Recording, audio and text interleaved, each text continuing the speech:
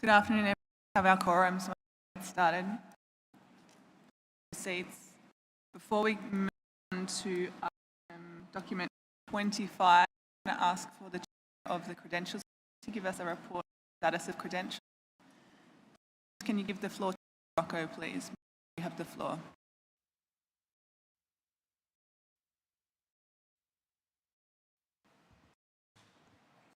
Merci, Madame.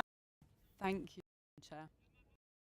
Morocco taking the floor for the first time in this committee, and therefore I would like to thank Panama for the excellent organisation of this meeting, and I'd also like to thank you and congratulate you for being elected as chair of this committee. As regards the situation in the Credentials Committee, we met twice, and the current situation is that the number of parties present is 145 parties, and after verification of credentials, 131 credentials have accepted. Thank you, Madam Chair. Thank you, Chair of the Credentials Committee.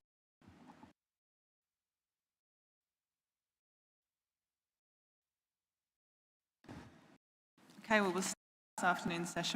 CoP19, document 25, action plan on gender-related matters. This document is submitted by Panama. Panama, you have the floor. Good afternoon. For the people of Panama, it's a pleasure to host you in our country. Chair of this committee, I wish every success in your role. The importance of promoting gender equality and mainstreaming gender issues has been recognised by several international conventions as well as political instruments since the Universal Declaration of Human Rights in 1948. In sustainable development efforts, the importance of mainstreaming gender issues has been recognized by several international agreements and political instruments such as the UNFCCC, the United Nations Convention on Climate Change, the Convention on Biological Diversity, and the 2030 Agenda for Sustainable Development of the UN. Despite efforts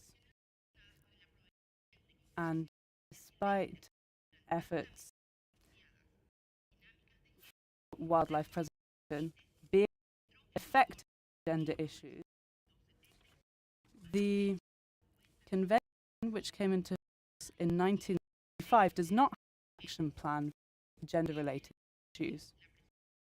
And therefore, this proposal aims to acknowledge that women are fully involved in sustainable use of wildlife, including wildlife products and its parts and actives.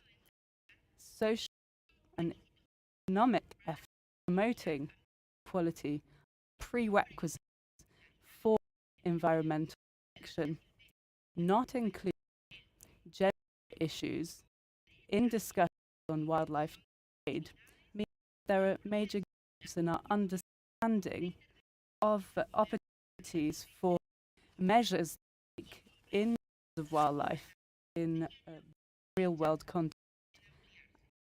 Gender may worsen the situation. Gender inequality affects women and men, and their participation is differentiated along the market chain. Therefore,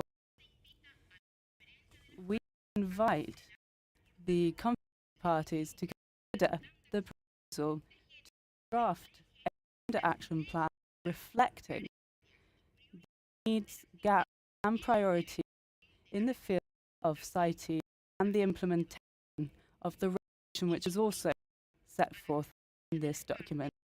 We invite the Conference of Parties to adopt and adopt the draft resolution long-term on the path of CITES towards implementation. We welcome the comment provided by the Secretariat and the Government of Colombia and Uruguay. These amendments and amendments will be supported by Panama. Thank you.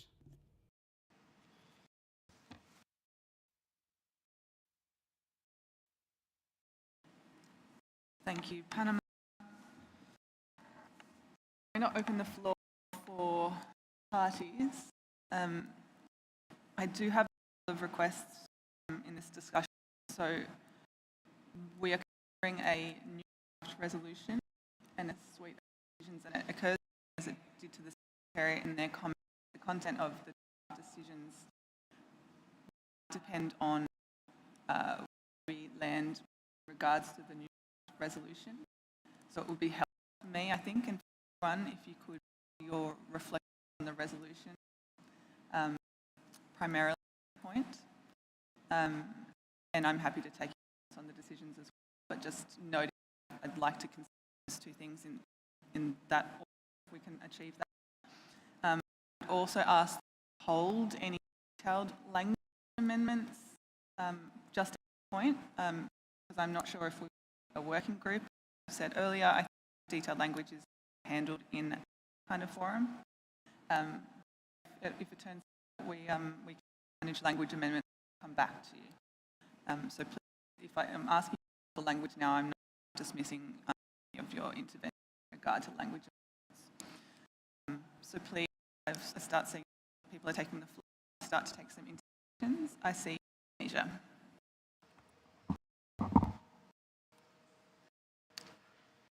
Thank you, Madam Chair, giving Indonesia the floor.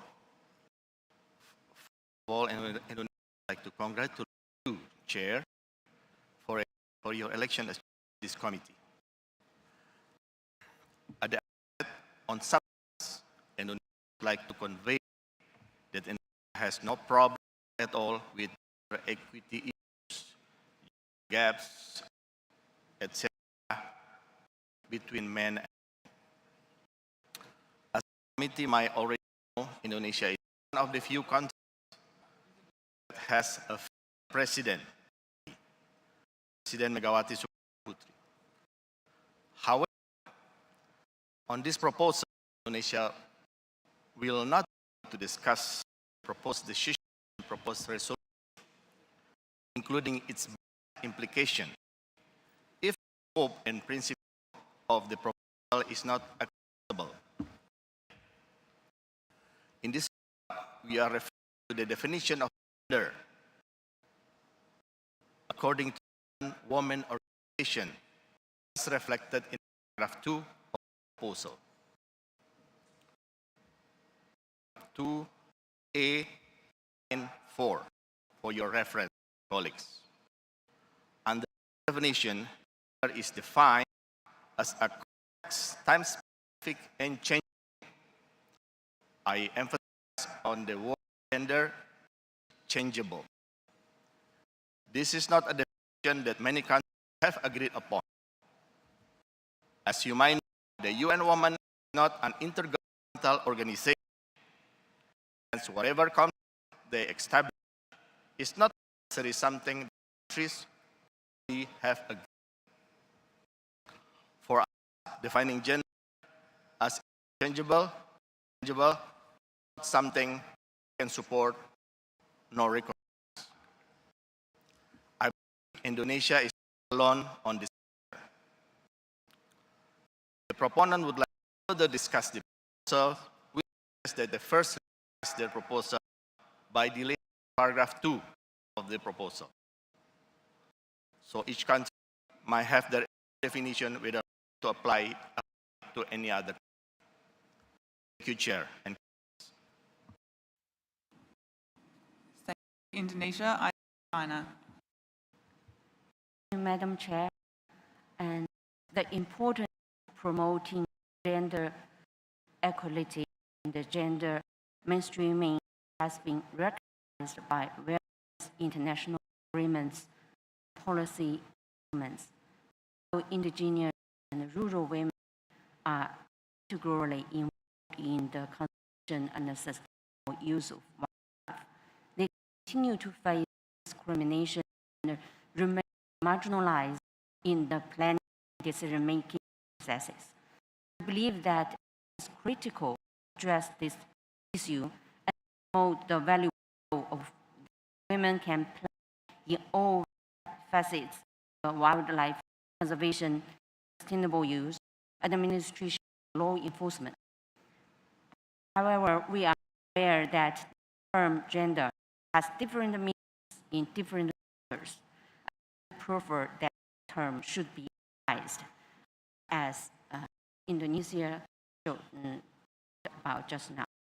Overall, we find that the document is well researched and professionally supports 3 decisions, resolutions when we finish that the drafts, and provided a proposal worded the term gender is not used.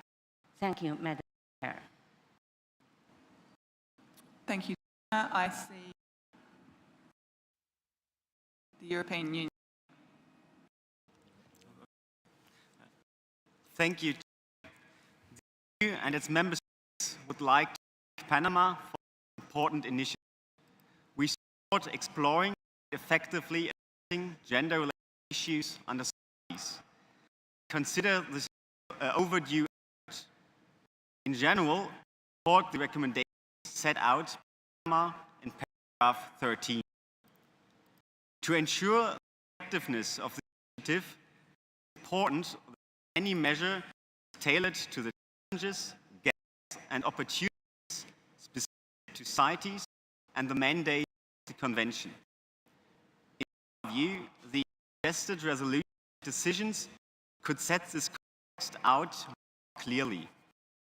This includes careful coordination with ongoing CITES processes, addressing the participation and involvement of stakeholders in the policies of the Convention. Further, we welcome the comments and proposed amendments by the Secretariat. We do have specific comments on the word of the resolution and the decision, but as requested, we will hold that. Additionally, we would like for clarification from the proposals. The request for clarification concerns paragraph 3 of the draft resolution. Paragraph 3 encourages partners to include gender-specific indicators. However, it is not indicated where the indicators should be included. We would appreciate if Panama could clarify this. Thank you. Thank you, European Union. Give Panama a moment to think while I take some more space, but I'll give you the opportunity to respond if you like. I see Canada. Thank you. I strongly support the consideration of related issues of public policy, so we congratulate Panama for bringing this document to this part to the place. We also in principle support the recommendations made by Panama, and we can see utility in moving forward.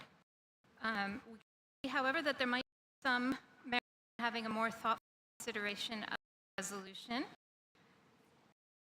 And also regarding the decisions, we agree with the decisions provided by the CITES Secretary to provide a more focus on the gender aspects to international wildlife trade in order to remain within the scope of the Convention. There are areas where we believe, particularly in the decision, where some clarity could be helpful. For Canada's perspective, we would actually suggest the language recognize girls in all diversity to respect diversity inclusively.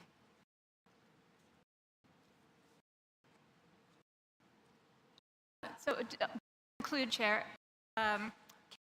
will some amendments be ready to consider the adoption of the resolution at this time? If that is not the view of is we would highly support continuing consideration of this internationally. Thank you. Canada, I see the United States of America. USA, you have. Thank you, Chair. And thank you also Panama for this important proposal. The United States released its first national strategy on gender equity and equality this year that reflects a commitment to women and girls in all diversity in light of the long-standing systemic barriers and discrimination.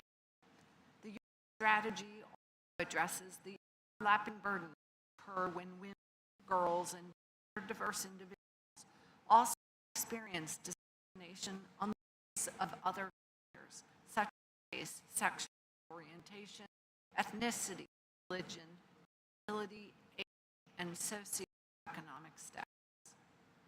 For CITES, we believe a gender action plan would be beneficial. There is a need for parties to understand how people can be differentially affected within the wildlife trade depending on their gender. As part of this, we also need to promote gender equality and opportunities within the wildlife trade and with combating illegal trade. We want to ensure that steps to this aim are feasible, clear, and effective. Draft decisions can propel us forward. We support the adoption of the draft decisions with some changes. We also support Secretariat's draft resolution. We know this is the first session of this at CITES, and it will be important to get the standing committees in. The draft resolution provides a starting point. We do not support a of the draft resolution at present because we feel that the standing committee will need to review it. We do have several suggestions for editing, but as you know, Chair, we are happy to discuss those later. With one, though, as an exception, I believe we have just heard from other parties. That is the topic of inclusion. So for the United States, we work to counter discrimination and harmful gender norms that affect people of all genders, women, girls, men, boys, and including trans women and men, and gender binary and conforming people. Thus, you suggest modifying the language in place to consider women and girls and gender diverse people. Gender diverse people is a term used by the UN Human Rights Independent Expert on Sexual Orientation and Gender Identity. Thank you, Madam. Thank you, United States. I will take a few minutes before I come back to you, if that's okay. Colombia. Muchas gracias. Thank you very much. Colombia agrees with the proposal and congratulates Panama for this proposal. We also thank them for taking into account our comments and our specific reference. We would like to highlight that we should include a more diverse of women and girls in their diversity and the inclusion of rural, indigenous and local communities. We also highlight the transformative approach of gender which Colombia is mainstreaming in its national policy. Thank you. Thank you, Colombia. I see South Africa. Thank you. South Africa is the sentiment of Panama and those countries spoke before us that the convention consider the inclusion of gender issues due to the fact that women play a crucial role in all aspects of conservation and sustainable use of biodiversity. South Africa is uncommon to find women participate in anti-poaching operations as managers of national and provincial parks, private nature reserves, and as professional hunters. South Africa therefore supports the suggestion of the CITES Secretariat that the Conference of Parties consider the draft resolution and decisions with the editorial changes proposed by the Secretariat. Thank you. Thank you, South Africa. I see Australia. Australia echoes the positions by Canada and the United States. We agree that tackling gender discrimination is an important aspect, but that it must be done in an inclusive way that recognises that gender goes beyond binary definition of man and woman. We would support further consideration of this for adoption, and as noted, as Canada and the US, we do have a range of specific text amendments, but we move working group, we could consider those there. Thank you, Australia. I see Tina. Thank you, Madam Chair. First of all, I'd like to congratulate Panama for having submitted the document. We feel that it is fundamental that all multilateral agreements take on the gender question. We do think it's imperative to recognize the significance of the role of Indigenous and girls when it comes to the protection of wildlife, and we need to ensure this gender takes on a gender perspective. I also think it's important that we recognize women's significant contribution to meet our goals. Canada, the United States, and Australia have said we feel that it's important to ensure that diversity is reflected as inclusivity.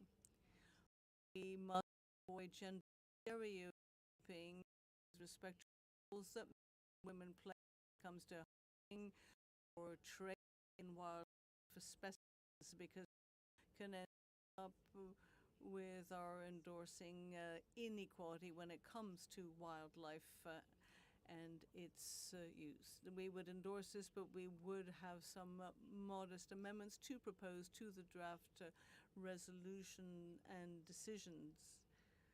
We are delighted that we are tackling this subject at this COP. Thank you. Thank you, Argentina. I think we're starting to see some consistency across parties. I'm going to take a few more parties and then I will take one or two observers. I'm conscious that we're still on this morning's session and I do want to move on. And I will come back to Panama after those parties. So I will take Bangladesh first and then I will take one final party. Thank you, Madam Chair. Since this is the first time the People's Republic of Bangladesh is taking the floor, we want to thank the government of Panama for hosting this meeting and the CITES Secretariat for their tireless efforts. We congratulate you on your election as committee chair. While talking about gender, I am very happy to see almost all of you on the head table are respected women. Bangladesh supports Indonesia in the issue of deleting some conflicting words from the definition of gender. Thank you very much. Thank you, Bangladesh. And I will take Saudi Arabia as my final party. Thank you.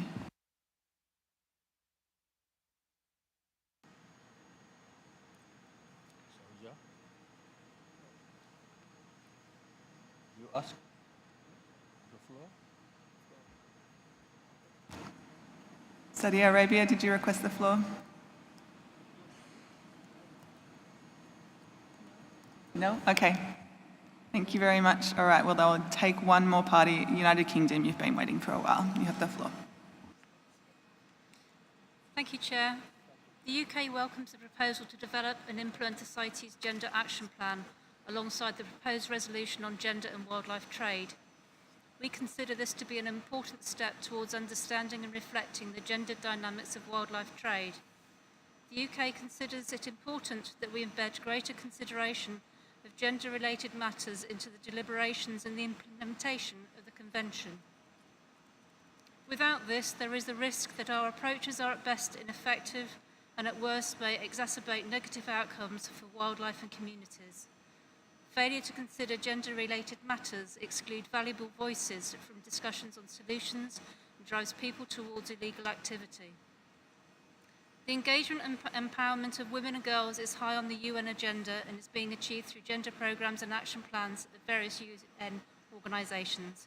We also note that the UN General Assembly Resolution 70/2196 calls upon member states to ensure full and effective participation and equal opportunities for women, and it is therefore appropriate for CITES to consider this important matter as well. We have some minor amendments, but we will hold on to those as requested. In conclusion, the UK fully supports the proposed decisions and draft resolution as amended by the Secretariat, and we look forward to making progress on this important issue. Thank you. Thank you, United Kingdom. And I'm going to come back to Panama if you're ready. I'm going to specifically ask you to reflect on the question that the EU asked you on paragraph 3 of the draft resolution regarding the text on including gender-specific indicators. If you're ready, Panama, you have the floor. Sí. Thank you. We would like to thank those who have made suggestions. We are delighted to hear them, and we are certainly going to take everything on board. Now, with respect to gender indicators,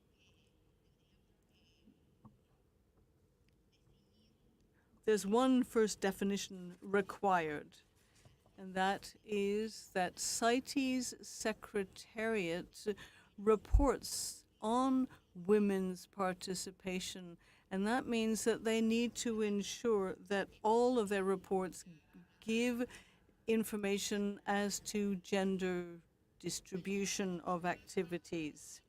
Now, moving away from CITES, bearing in mind work that is done in communities, we think that there need to be very clear data on the differentiated ways in which men and women might participate, and there's also a need to look at vulnerable groups, that is to say, those who are gender diverse or non-binary.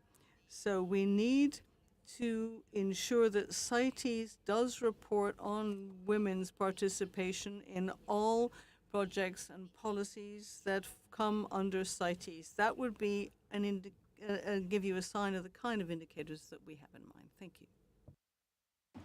Thank you, Panama. And I did indicate that I would open the floor for 1 or 2 observers. I have one on the board already, so I will ask WWF to take the floor, and then I will take one more observer. Gracias, señora Presidenta. Thank you, Madam. This is the first time that WWF has taken the floor. We would like to congratulate you on your election and wish you every success. We would like to thank the government of Panama for hosting this conference and for the warm welcome extended to all of us. The coalition of organizations made up of IFO, Pantera, the London Zoological Society, Traffic, IUCN, and WWF, all of us welcome Panama's decision to submit this proposal, as it shows how important it is that we work for equality and have a gender perspective incorporated into CITES. The MEA, such as CBD, the UNFCCC, have recognized that having a gender perspective is fundamental to meet long-term conservation goals, sustainable development, and ensuring that universal human rights are recognized.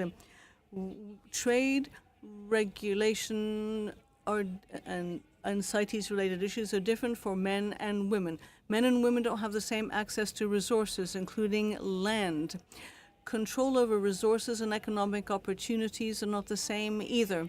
Men and women have different opportunities when it comes to actually being present here today. So document 25 has 2 proposals, a decision a decision and a draft resolution and a gender action plan in the decision. If we don't have this, CITES will be blind to gender-related issues and will not be truly effective. We would propose to offer technical and financial support to the development of a gender action plan for CITES if the draft decision is agreed. Document 25 also invites parties to adopt a resolution supporting this gender plan of action, which includes a long-term vision of the convention as it moves towards gender equality. We, as a coalition of civil society organizations that support this Document 25, would urge the COP to adopt this draft resolution. It serves to recognize the need to ensure that the gender issue is included in order to ensure that we act in keeping with the Sustainable Development Goals and that we recognize the Universal Declaration of Human Rights of 1948. We need to get down to work on this now, and we think that we really must take this step in the right direction in order to ensure that we can deal with gender inequalities. This would be right and it would be fair. Thank you. Thank you, WWF. I don't have any more calls for the floor, so I'm going to take a moment with the Secretariat just to formulate a way forward, and we'll be back with you shortly.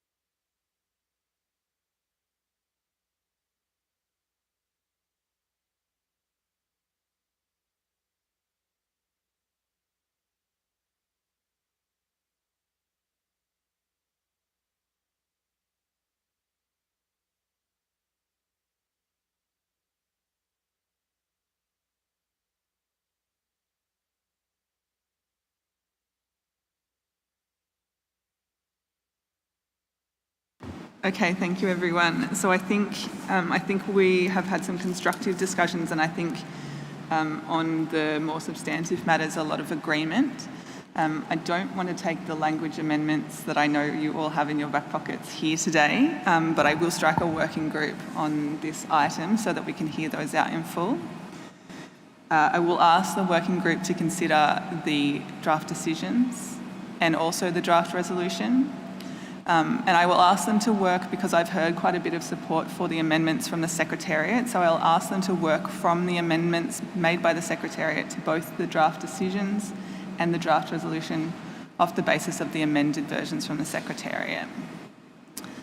So I will take interest in joining that working group, and then I'll consider who I might ask to chair. So if we're ready, I will ask you to press your speaking button if you wish to join, for parties and observers, if you wish to join the working group on the document 25 on action plan on gender-related matters.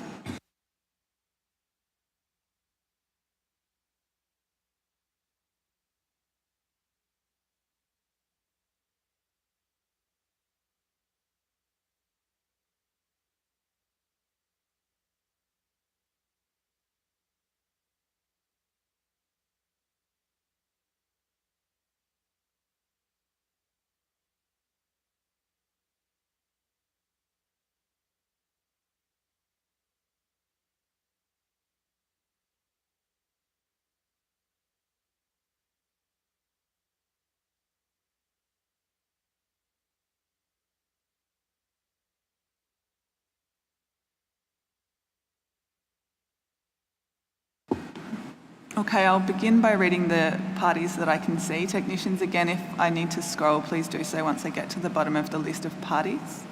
So I see Panama, of course, Mexico, Indonesia, Zambia, Belgium, United States of America, Finland, Canada, Sweden, Republic of Austria, China, United Kingdom, Czech Republic, Australia, Botswana,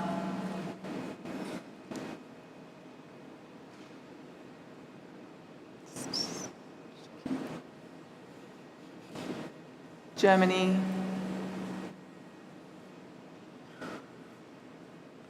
looks like that's my list. From the observers, I have WWF, traffic.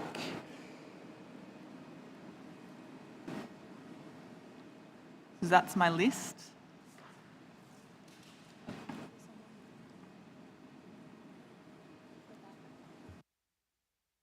And I have South Africa.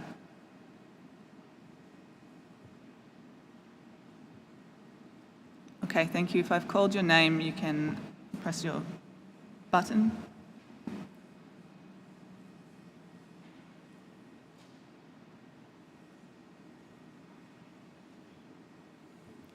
Confirming we have Mexico and the Czech Republic on our list. Thank you, and I was wondering if I might request that the United Kingdom chair this working group. United Kingdom, wave at me or press your button.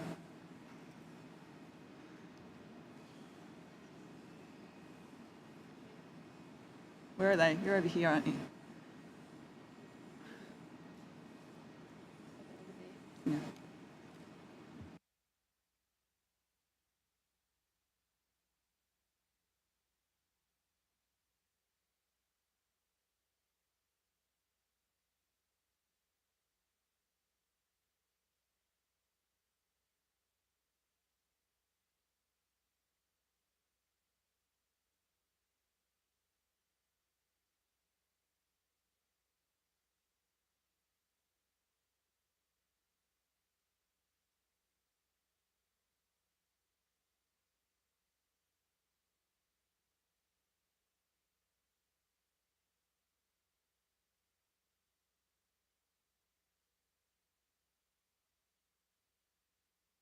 Okay, thank you, United Kingdom.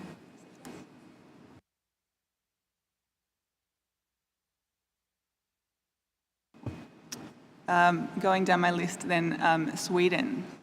I wonder if you might agree.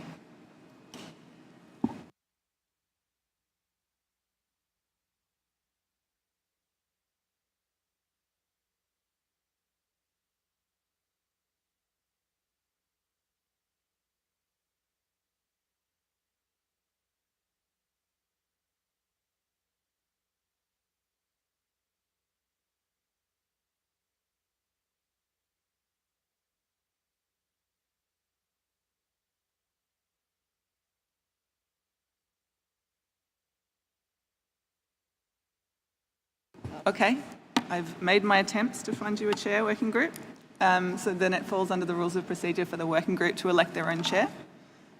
So that will be your first order of business when you meet, and the Secretariat will advise when that's the case.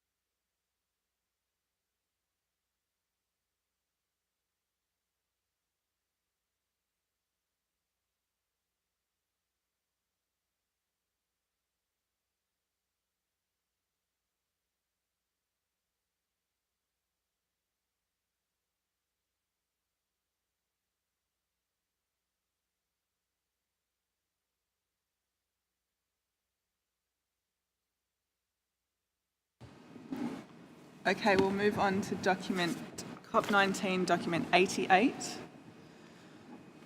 It has a long title. Communications concerning amendments to the appendices received by the depository government after the 18th meeting of the Conference of the Parties. This document has been prepared by the Secretariat, so I'll ask the Secretariat to introduce it. Secretariat, you have the floor. Thank you very much, Madam Chair, and the title is long because the issue is complex. An honor to report to you, congratulations, and I feel very happy with the gender imbalance in the podium.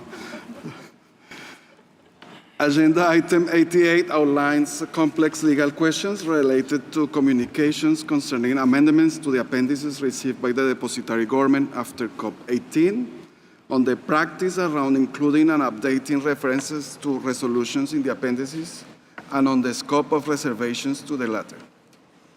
The present document builds upon the report prepared by the Secretariat in document SC 74-86 and incorporates inputs received at the 74th meeting of the Standing Committee. The Secretariat thanks the depository government for its cooperation and advice in these issues, sought in line with standard practice. In relation to the further connected issue of split listings and nomenclatural changes, please see information document if 17th, submitted by the United States of America, if you are interested in exploring the connected issues discussed around that topic. In conclusion, Madam Chair, the Secretariat's conclusions in document 88 are summarized as follows. A, parties appear to consider that changes to references to resolutions contained in substantive annotations are amendments which ought to follow the procedure set out in Article 15. B, the communications made in response to notification to the parties number 2019/052 are not reservations.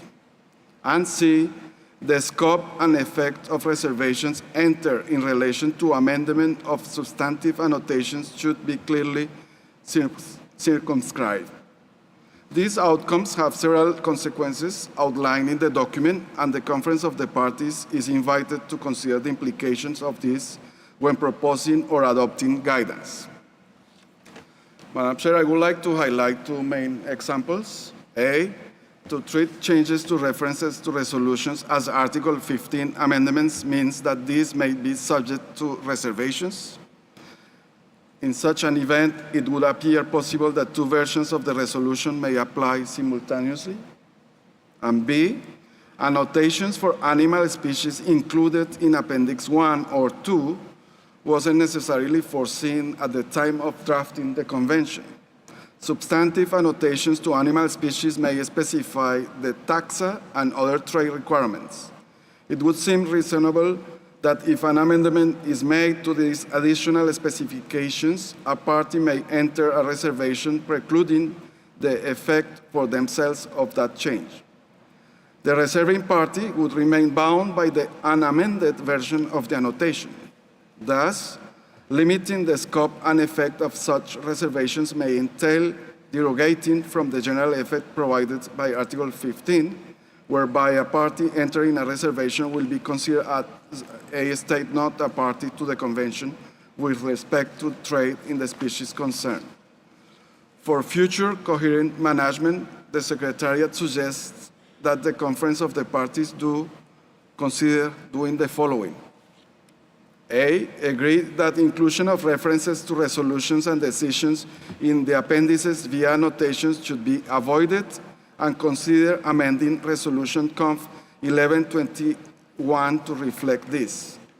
B, ensure that definitions of terms used in the appendices are not included in annotations, but rather in the interpretation section of the appendices or any other appropriate location, and consider amending Resolution Conf 1121 to that effect. In relation to updating existing references to decisions or resolutions, agree about any procedures to be followed for updating references to decisions or resolutions if this is considered necessary. including whether the amendment procedure in Article 15 applies. And amend Resolution Conf 4.6 to confirm or provide new guidance on the practice of outdating references to decisions or resolutions contained in substantive annotations.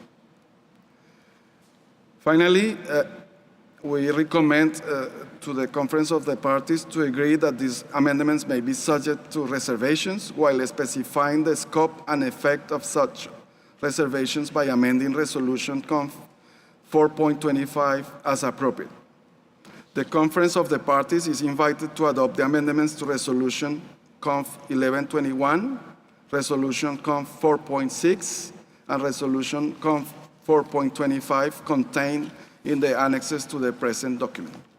Thank you, Madam Chair. Thank you, Secretariat. These are some complex legal issues, as the Secretariat has highlighted for us, so I'm going to take it slowly, noting that we are still in this morning. I want to give this some time. So I'd ask you to, where you can, take the Secretariat's advice about this being and the instruction I've given you about this being a legal matter. So I would like to open the floor for parties in regards to the amendments proposed in Annex 1, 2 and 3. I see the United States.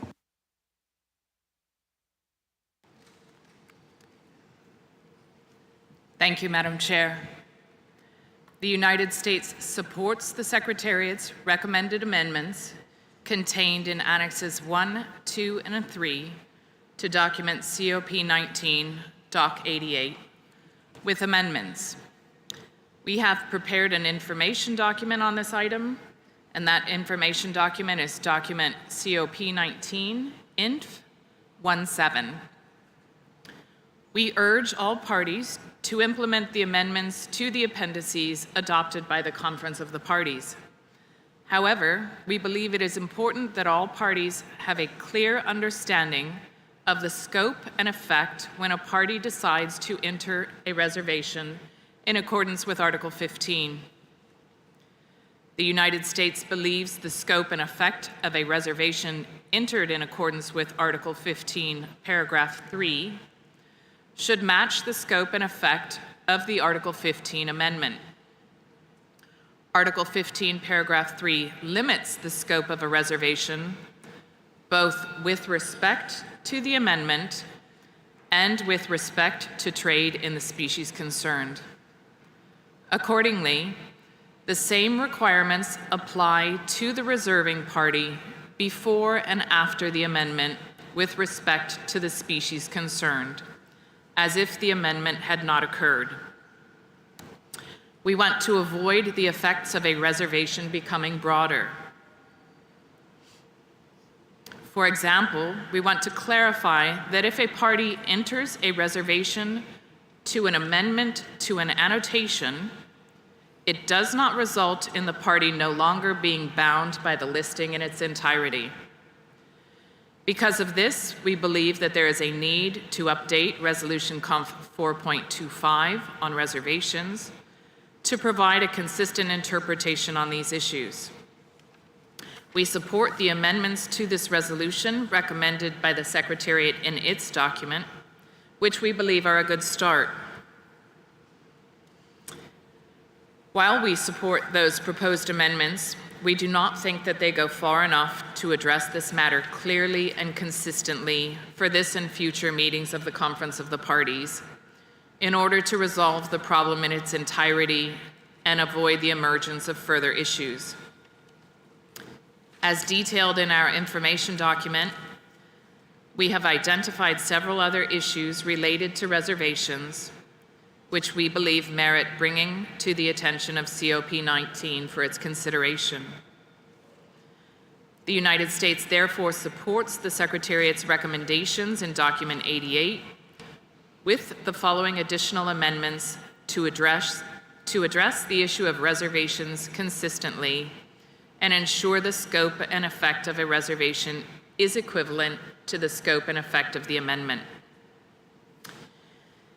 In Annex 1 to the document, in addition to the Secretariat's proposed amendments to Resolution Conf 11.21 on use of annotations in Appendices 1 and 2, we recommend inserting the word generally before should in each of the proposed new paragraphs 1H and 1I. In Annex 2, in addition to the Secretariat's proposed amendments to Resolution Conf 4.6 on submission of draft resolutions, draft decisions, and other documents for meetings of the Conference of the Parties, we recommend inserting the word generally before the words should not in the proposed new preambular paragraph and inserting except as decided by the Conference of the Parties at the end of paragraph 4A. In Annex 3, in addition to the Secretariat's proposed amendments to Resolution Conf 4.25 on reservations, we suggest further amending paragraphs 1 and 2 as follows. 1, recommends that any party having entered a reservation with regard to any species included in Appendix 1 treat that species as if it were included in Appendix 2 for all purposes, including documentation and control, except as provided by paragraph 2. And then paragraph 2 would read, agrees that the scope and effect of a reservation entered in accordance with Article 15, paragraph 3, is the same as the scope and effect of the amendment. For example, where an annotation to a species included in Appendix 1 or 2 is amended, a party may enter a reservation in accordance with Article 15, paragraph 3. The effect of such reservation is limited to excluding the amendment from applying to the reserving party until the reservation is withdrawn. The reserving party remains bound by the version of the annotation in effect prior to the amendment. And we do not have any additional amendments to the paragraphs in that resolution. Thank you.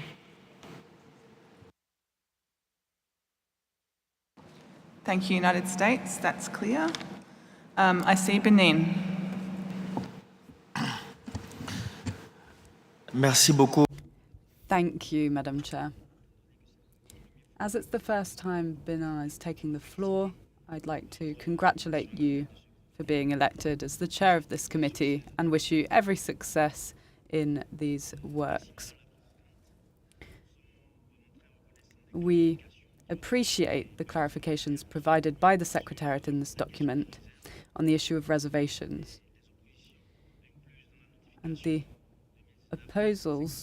oppositions included in 1952 are an update of the reference for African elephants. This must be not be the subject of a reservation, given that the deadline for reservations had been exceeded. We support the proposals in document 88, as well as the clarifications provided by the United States in the information document 17. Thank you. Thank you, Benin. I see India.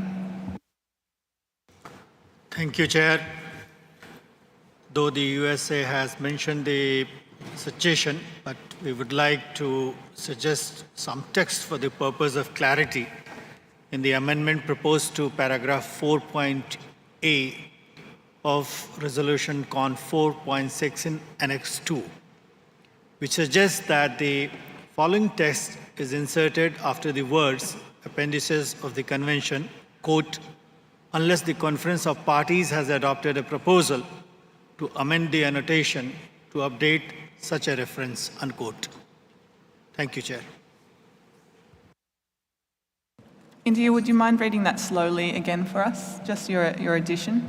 Yeah, the addition proposed is an insertion after the words appendices of the Convention, quote, unless the Conference of Parties has adopted a proposal to amend the annotation to update such a reference, unquote. Thank you.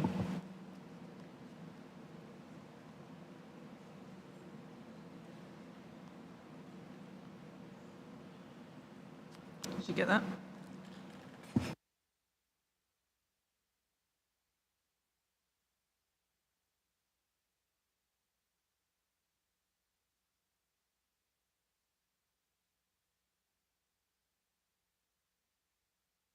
Thank you, India. We're just making sure we have it correct.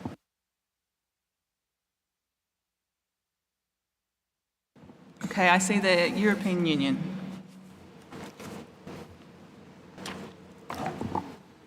Thank you, Chair. I speak on behalf of the EU and its member states. Firstly, we would like to thank the CITES Secretariat for preparing this document. We think this discussion is of high importance as it touches upon the core functioning of this convention, and we sincerely hope to reach consensus on a way forward at this COP. The EU has also touched upon this document, on this topic in our document number 66.4.2 on trade in live elephants, in which we have given some suggestions on how to take these issues forward. We've also noted InfDoc 17 from the USA on the same topic, and we are open to discuss different proposals on wording as long as certain basic elements remain clear. The first element is that it should be clear that future annotations should not contain references to resolutions or decisions. We agree with the CITES Secretariat that the interpretation section of the appendices is the best place to incorporate definitions of key terms whenever this is deemed necessary. Secondly, as long as we have existing annotations that refer to a resolution or a decision, changes to these resolutions or decisions should be done in such a way that the right of any party to enter a reservation is respected. On these two elements, we support the changes suggested by the Secretariat as mentioned in Annex 1 and 2 of this document. The third element in this document is on how to deal with reservations to changes to an existing annotation. Although we admit that the suggested solution will potentially result in complex situations with different regimes in place for one single species, we are of the opinion that this is the only solution that respects the basic principle that parties have the right to enter a reservation with respect to an amendment of the appendices. We hope that this right is to be used sparsely, and we continue to work together with all parties so proposals can be adopted by consensus as much as possible.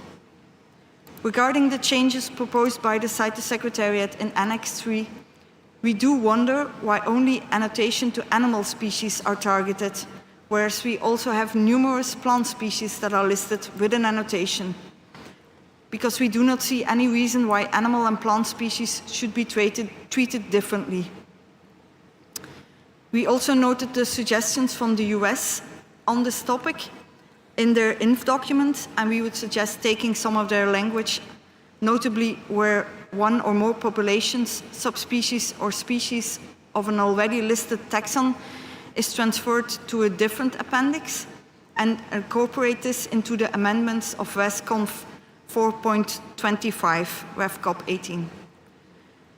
So far, we've heard multiple suggestions from parties and suggest that, given the complexity of an issue, perhaps an in-session working group should be established so we can discuss in detail the different changes to the relevant resolutions and come to a consensual conclusion. Thank you. Thank you, European Union. I see China. Thank you, Madam Chair. This is a complex document. Due to the past practice by the Secretariat, legally non-binding text contained in a resolution is incorporated into legally binding appendix of the Convention.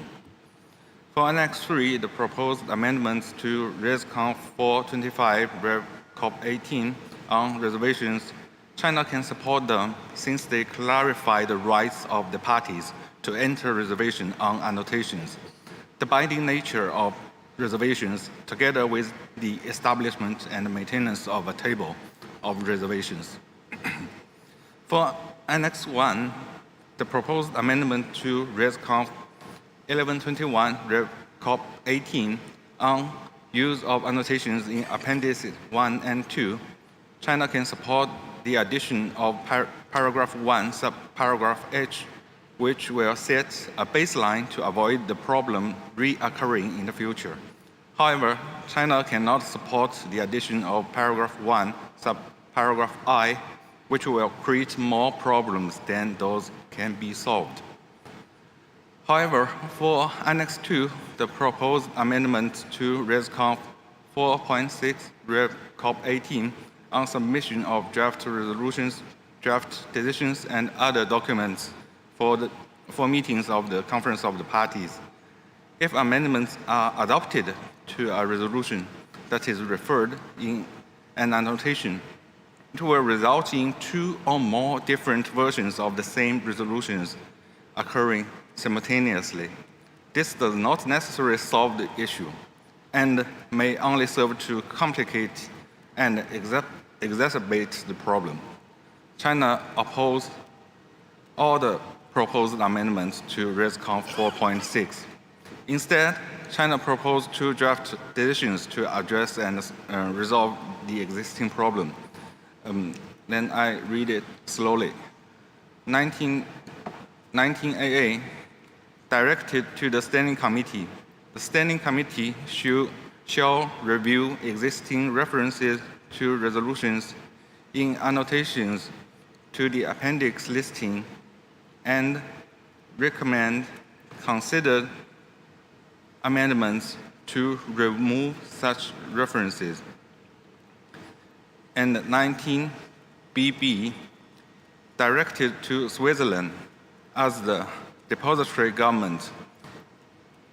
Switzerland as the depository government shall prepare an amendment proposal based on the recommendations of the Standing Committee for consideration by COP20.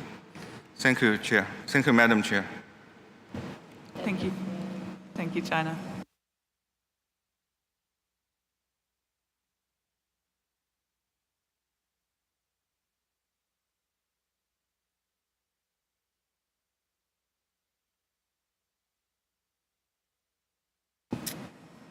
I see Israel. Thank you, Chair. As this is our first time taking the floor in this committee, we wish to congratulate you on your selection as chair, and we wish you much success in that role. On this particular issue, that will certainly be challenging, as this is a complex legal issue, as has been stated by others. But we think, from our point of view, that the legalities create a lot of complex because the lawyers are looking at it from a legal point of view. I'm not a lawyer, I'm a biologist, and I tend to look at these things more perhaps from a practical implications of enforcement, practical implications of issuing permits, and a lot of what we're hearing here is going to create even more work for the lawyers. I think that the biggest problem here is that actually being able to see these ideas of the rights of making reservations of annotations as being the supreme right of the parties over the need for proper implementation of the whole convention. And for that reason, we feel that if the COP accepts a decision and creates an annotation that was decided upon, then that right of reservation falls into a lower category and should not be used to create such complex ways of handling the convention that makes it untenable. So for this reason, we've agreed with a lot of what we heard in this room in terms of ways to move forward. Most of what we've heard in terms of taking the resolutions out of the annotations and making them clearer, including what China just suggested, sounds great. But we can't live with this idea that's presented by the Secretariat that references to decisions and annotations ought to follow the procedure of Article 15. We think that this is going to create, as was mentioned, a very complex legal issue, and this idea of having two versions of resolutions trying to enforce at once is just untenable. Therefore, we believe that it would be easier and more simple, more practical, and certainly more correct to agree by the COP that changes to references to resolutions and annotations are not amendments which are subject to reservations.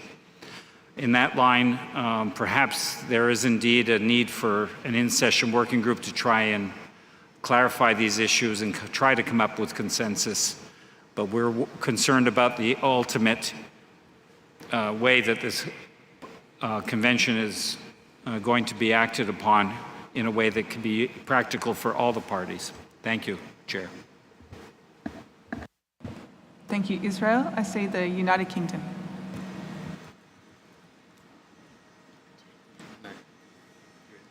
Thank you, Chair. We thank the Secretariat for CoP19.88. The UK fully supports the need to provide clarity on the scope and effect of reservations made when there are amendments to Appendices 1 and 2, including amendments to annotations. With this in mind, we support the amendments proposed by the Secretariat to Resolutions 11.21, 4.6 and 4.25, and the amendments proposed by the United States.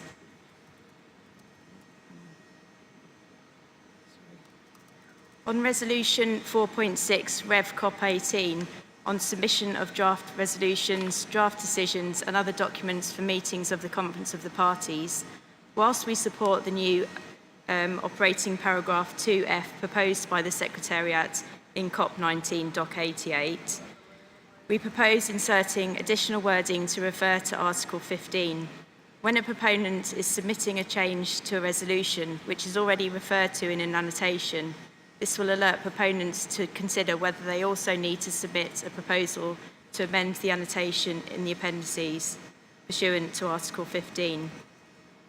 In new operating paragraph 2F, we therefore propose adding pursuant to Article 15 after amendment proposal, so that it reads, recommends that prior to submitting a proposal to amend a resolution, a party identify whether the resolution in question is referred to in an annotation and submits an amendment proposal pursuant to Article 15 to update the reference accordingly. Thank you. Thank you, UK. That's clear. I see Burkina Faso.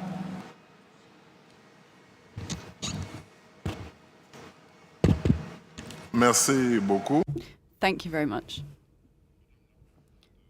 Madam Chair, as it's the first time we're taking the floor, we wish to congratulate you on your election and to wish you every success in chairing the work of this committee. Burkina Faso appreciates the recommendations contained in Document 88. These recommendations, in our view, clarify the issue related to reservations. For us, it's very important to provide clarity that communication in notification 2019 of 52 must not de facto be considered valid reservations to be admitted. Therefore, we support the amendments proposed by the Secretariat for resolutions 1121, 4.25 and 4.6. However, we consider that the amendments proposed by the United States in Information Document 17 are also very sensible and should be accepted. Thank you. Thank you, Burkina Faso. I will take a few more parties. I see Senegal.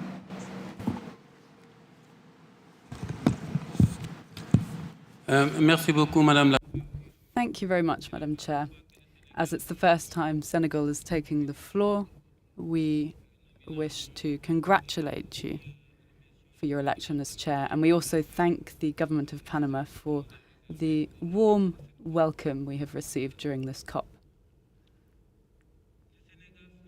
Senegal supports the recommendations of the Secretariat contained in document 88, as well as the amendments proposed by the United States.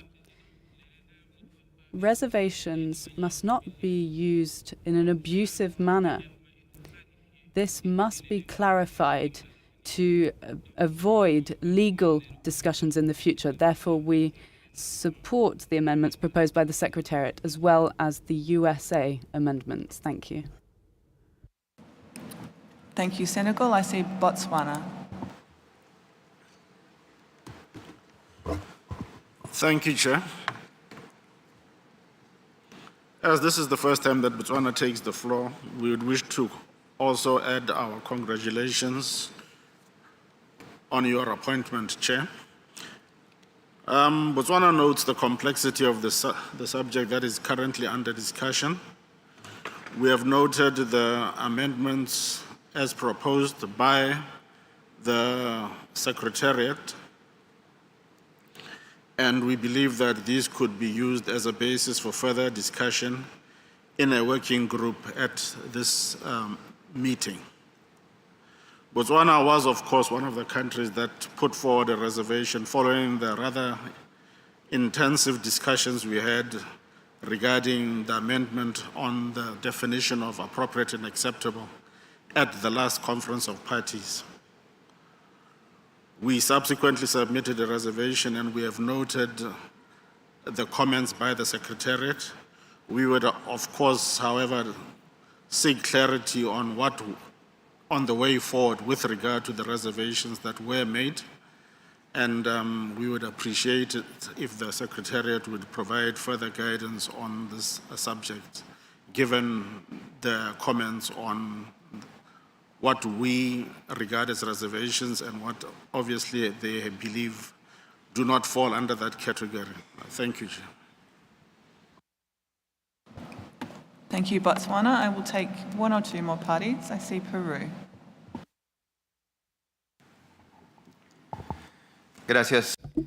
Thank you, Madam Chair. Peru supports the amendments put forward to resolutions 1121, 4.6 and 4.25 with revised during COP18. We believe that these proposals partly clarify the issues regarding how to address reservations to amendments, especially when it comes to annotations.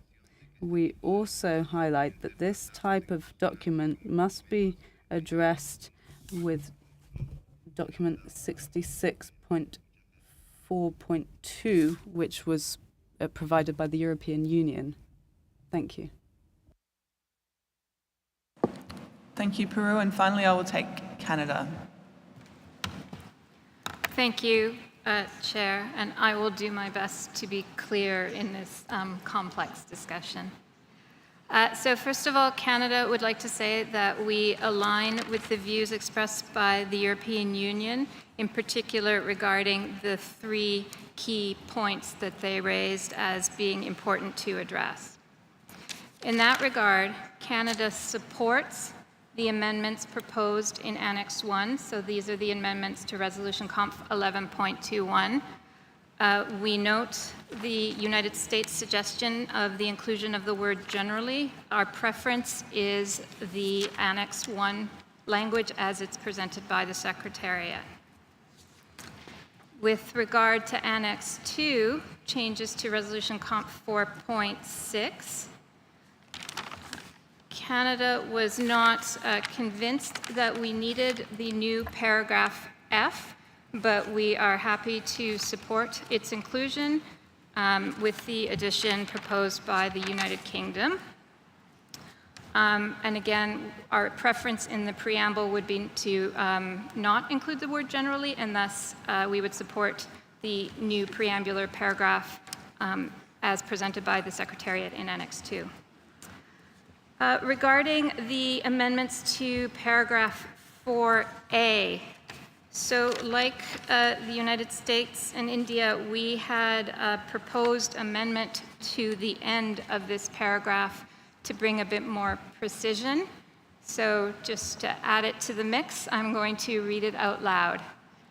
So at the end of the paragraph, after appendices of the convention, Canada would add, unless the annotation was amended in accordance with Article 15. I think this speaks as well to the intent that India was trying to convey. And finally, Annex 3, Canada was not entirely convinced that these proposed amendments were necessary, but of course we are happy to agree them. If agreed, we also felt that it was important for the new paragraph 2 to be inclusive of all potential species, plant or animal. Canada had some language to this effect. However, we are also happy to go with the language that the United States proposed. Thank you, Chair. Thank you, Canada. That was, of course, very clear. So I did want to open the floor to one or two observers if there is interest. I'm sorry that I can't take everyone. And then we will take a moment with the Secretariat to confer. I do have one observer asking for the floor. I'm sorry if I'm getting your acronym wrong, but it reads on my screen, SUCO SA. Thank you, Madam Chair.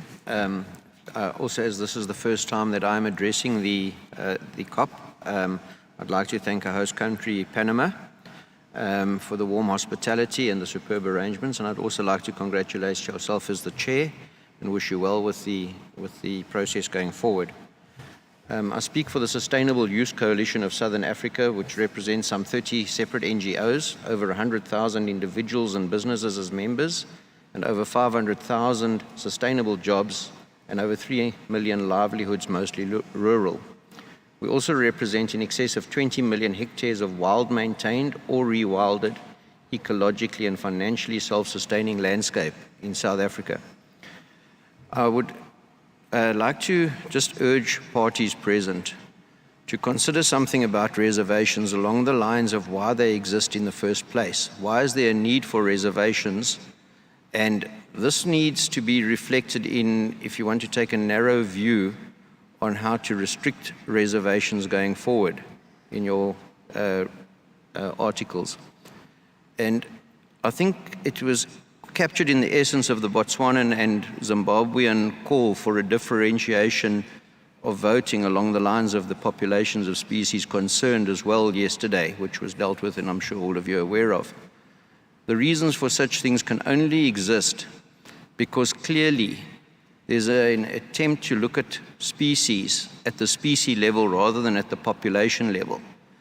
And therefore, certainly countries that are successful in their conservation and sustainable use efforts feel at a loss when they are restricted to benefit from that success. And the impression that starts to come out, in fact, is that the convention is punishing success and rewarding failure. And the only fallback option is such things as reservations and split listings. And perhaps if the parties present would give more credence to the calls of the range states, and particularly the range states with good populations, in their needs and desires, you would solve a lot of the problems of why the articles need to be so complex to manage such things as reservations going forward, because it would probably result in a lot less reservations. And I hope parties can take heed of that thought for a moment. There seems to be a tendency for countries with, for want of a better phrase, no dog in the fight, to dictate to those countries, particularly the poorer, smaller countries, but successful countries. And that is the reason we sit with this difficulty at the moment. Thank you. Thank you. So seeing no more calls from the floor for the observers, I'll just take a moment with the Secretariat to confer.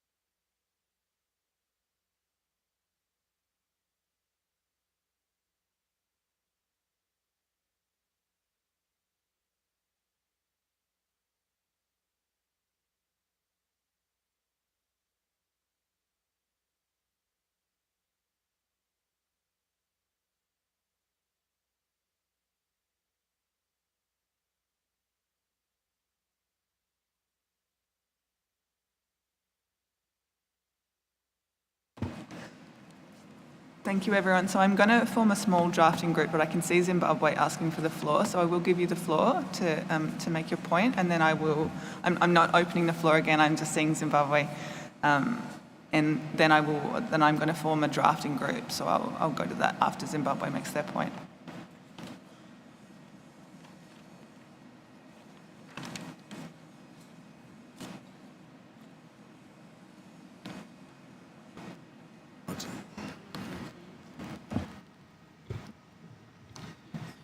All right. Thank you, Madam Chair. And as Zimbabwe is taking the floor for the very first time in this committee, let me take this opportunity to also congratulate you for assuming the chair and also congratulate the government of Panama for hosting the conference so well up to this time. It's important, Madam Chair, that Zimbabwe adds its voice to this issue. It's an issue with a long history, which cannot be decoupled from events which took place at CoP18. We are very happy to note that many parties appreciate that this issue is a legally gray area. That is why it has drawn so much comments and diverse views. So we fully support the creation or the establishment of the intersessional working group, which we've just done. But it's also important to note that this issue started with what we felt was not a fair amendment to the definition of appropriate and acceptable destinations. Resolutions by nature are dynamic. They change from time to time, resulting in progressively developing into later and later versions. So the exclusion of dynamic resolutions from permanent annotations is very much welcome by Zimbabwe. That is why we fully support the proposal by the United States, China, and many other countries that this issue needs more time to be looked into.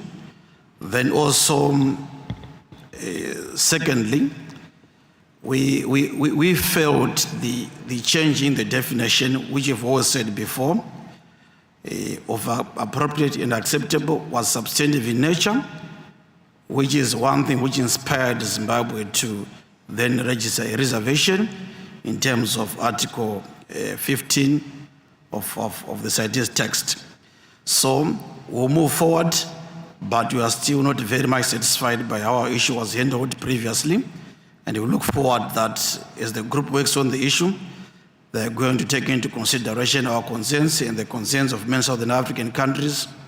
But this reservation, though it's very wide in nature, but I think it was inspired by the issue of elephants, particularly Southern African elephants.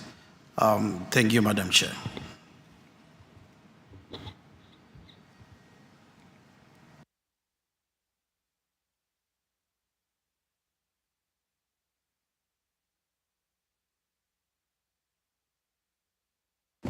Thank you, Zimbabwe. As I flagged, I'm going to form a drafting group, so that will be a small group. And I'm going to invite the membership based on those parties who in this discussion have indicated that they have language amendments or have already offered some language amendments so that we can keep the group small. So those parties who I recorded having made amendments or suggested changes are as follows: the United States of America, India, the United Kingdom, the European Union, Canada, China, and I'd also like to invite the two parties who made other interventions on this. So we have Botswana and Zimbabwe. If you'd like to join that small drafting group, I'd welcome your attendance. So that is, as I recorded, the parties who had specific amendments. We had lots of support for each other's amendments, which is great. That's excellent constructive discussion. That's very helpful for me. So unless I see objections, that's what we will do. We'll have a small drafting group. See, Switzerland has asked for the floor.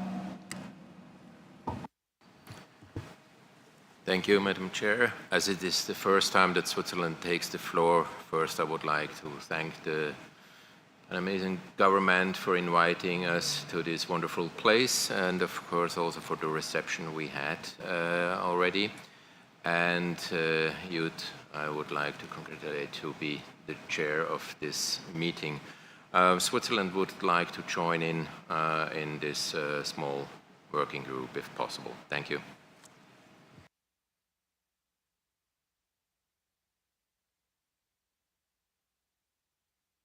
Thank you, Switzerland. As the depository government, I'm happy to allow that. So we will move forward with that small drafting group with the addition of Switzerland to the list I read out earlier.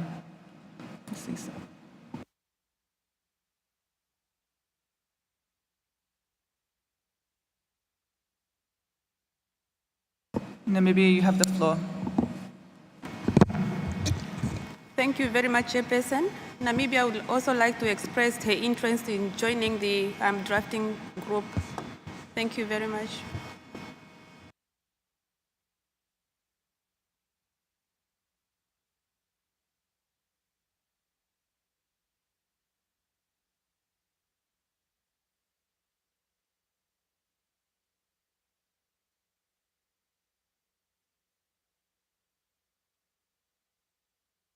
Thank you, Namibia. I take your point.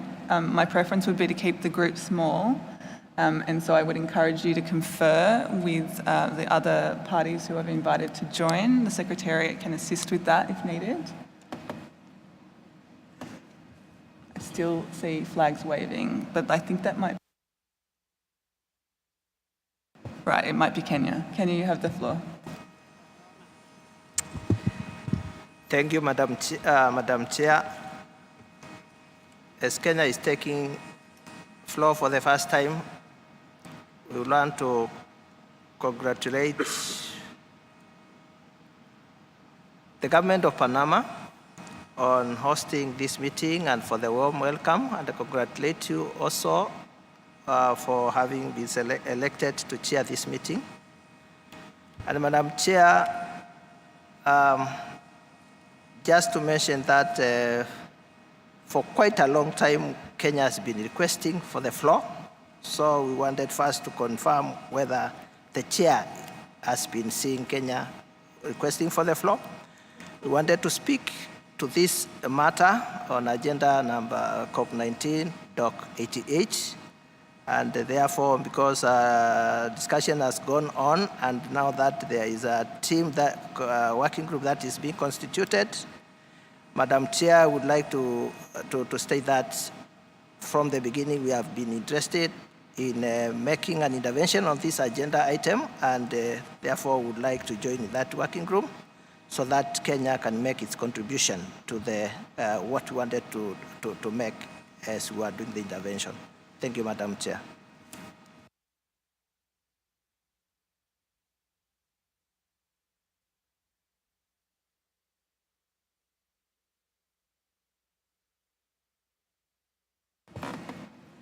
Kenya, I'm happy to consider that. Do you have text that you'd like to introduce in the drafting group? Because that might help us decide on the makeup of the working group.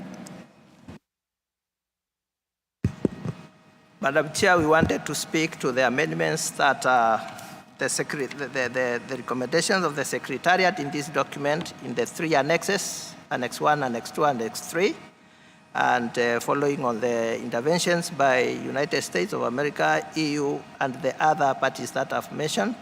We also have interventions that we would wish, but we can contribute this in the working group. And note that although it is the wish of the chair to maintain a small group, Kenya believes that it is important that all parties that would show interest be allowed to express their points, and the formation of the working group is such forum where the parties can make that contribution. Yes, Kenya has comments to make to those to the recommendations of that the Secretariat in that document, and also contribute to the other amendments as proposed by the other parties that have already made the interventions. And in particular, Kenya would contribute in the working group and make its comments known, and then it can be brought through the working group. Thank you, Madam Chair. Thank you, Kenya. I'm going to give you an opportunity to make your comments now. That's an exception. I cannot usually give everyone who wants the floor the opportunity to speak on every item, as part of my role is to attempt to manage that discussion, but also the time. But I will, given your particular interest, I will give you the opportunity to make those statements now. As briefly as you can, and specifically if you have any text amendments that you'd like the working group to consider, the drafting group.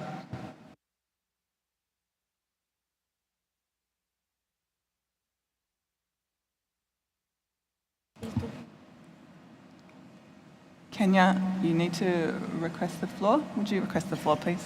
Okay, thank you. Kenya, you have the floor. Thank you, Madam Chair, for giving us again the floor. We consider that the document prepared by the Secretariat brings clarity to the interpretation of the Article 15 with respect to a party taking reservation.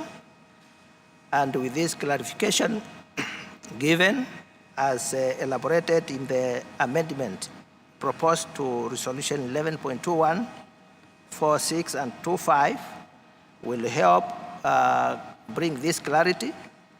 And we are looking at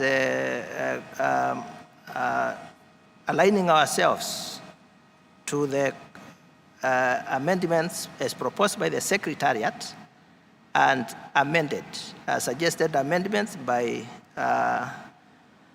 US, and of course with some not considering the recommended amendments on the use of the word generally in the annex, the amendments in Annex 2, but also looking at Annex 3, we are considering, we are okay with the amendment as proposed in paragraph 2 of that annex, but suggest that to be specific and to be clear, that instead of paragraph 2 using the version, the word version, be replaced with the word text, so that is clear. It should be, it is the text, that the original text before the amendment of that text, instead of using the word version. Thank you, Madam Chair. Thank you, Kenya. That was clear. I can see Namibia is still requesting the floor. I'm happy to give you the floor, given I've given Kenya the floor. Namibia, you have the floor. Thank you very much, Chairperson, once again, and thank you for allowing us to talk for the second time. I would just kindly like the Chair to please clarify if we are part of the drafting or a working group or not. Then I will need a chance to talk after that. We strongly feel that Namibia should be part of this working group because the reason why we are discussing this agenda item is because Namibia, amongst others, submitted the reservation on an annotation relating to the African elephant populations of Namibia, Botswana, Zimbabwe, and South Africa. And we therefore feel that we have got vested interest in the issue and we should be allowed to be on the working group, Chairperson. Thank you. Thank you, Namibia. I think, although I tried to keep this group a little bit smaller, if you are interested in joining the drafting group, I would admit Namibia, and because I'm admitting Namibia, I will admit Kenya if you still are interested, Kenya. If you can indicate, I'll take a thumbs up. Okay, thumbs up. Thank you, Kenya. All right, so we have in that drafting group the groups that I listed, plus Namibia and Kenya, and we will move on from here.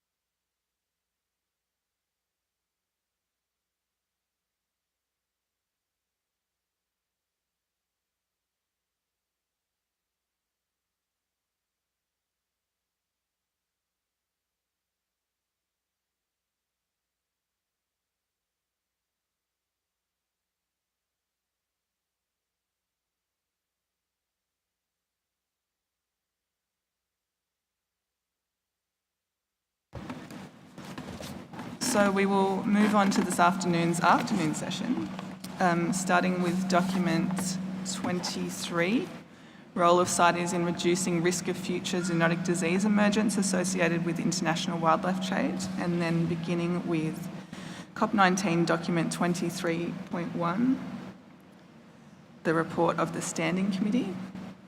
The document has been submitted by the Standing Committee, and I'd like to invite the Chair of the Standing Committee to introduce it. Canada, you have the floor.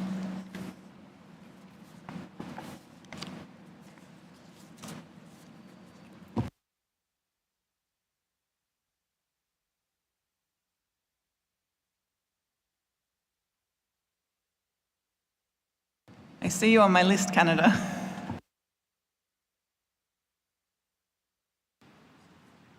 Thank you. Sorry, the microphone was not turning on. So thank you, Chair. So yes, thank you. We are now looking at COP19.23.1, which is the report of the Standing Committee. So in response to a proposal from Canada, the Standing Committee decided to establish an intersessional working group on the role of CITES in reducing the risk of future zoonotic disease emergence. And the mandate for that intersessional working group is found in paragraph 3 of the document. So the committee, at its 74th meeting, considered the working group report and decided to submit the decisions in Annex 1 for consideration by the Conference of the Parties. So the first decision, proposed decision 19AA, directs the Secretariat to issue a notification to seek the experiences and information from parties. Proposed decisions 19BB, DD, and FF suggest working in collaboration with the World Organization for Animal Health. And some ideas on the types of work that could be undertaken are included in paragraph C of the document. The decisions 19CC, EE, and GG recognize that there might be additional opportunities under existing cooperative activities to advance this particular goal. And in the longer term, decisions H, H, and II suggest considering the need to develop a resolution on outlining CITES' contribution to advancing a One Health approach. Additionally, at the 74th meeting, the Standing Committee also agreed to a suggestion to propose amendments to Resolution Conf 10.21, Rev Cop 16, on transport of live specimens. So those amendments are found in Annex 2 of the document. So in conclusion, the Standing Committee invites the Conference of the Parties to adopt the draft decisions contained in Annex 1 to the present document, and to adopt the amendments to Resolution Conf 10.21, Rev Cop 16, on transport of live specimens, contained in Annex 2 to the present document. Thank you, Chair. Thank you, Chair of the Standing Committee. It might have been more helpful if I flagged this at the start, but we have a second document on this item, document 23.2. And I thought it would be helpful for us to hear from the proponents of that document, introducing their paper, before we consider our deliberations on both of them together. So the document COP19.23.2, One Health and CITES, Reducing Human and Animal Health Risks from Wildlife Trade, has been submitted by Côte d'Ivoire, Gabon, the Gambia, Liberia, Niger, Nigeria, and Senegal. So I'd like to invite, I see Côte d'Ivoire asking for the floor. Côte d'Ivoire, if you're introducing on behalf of the proponents, you have the floor.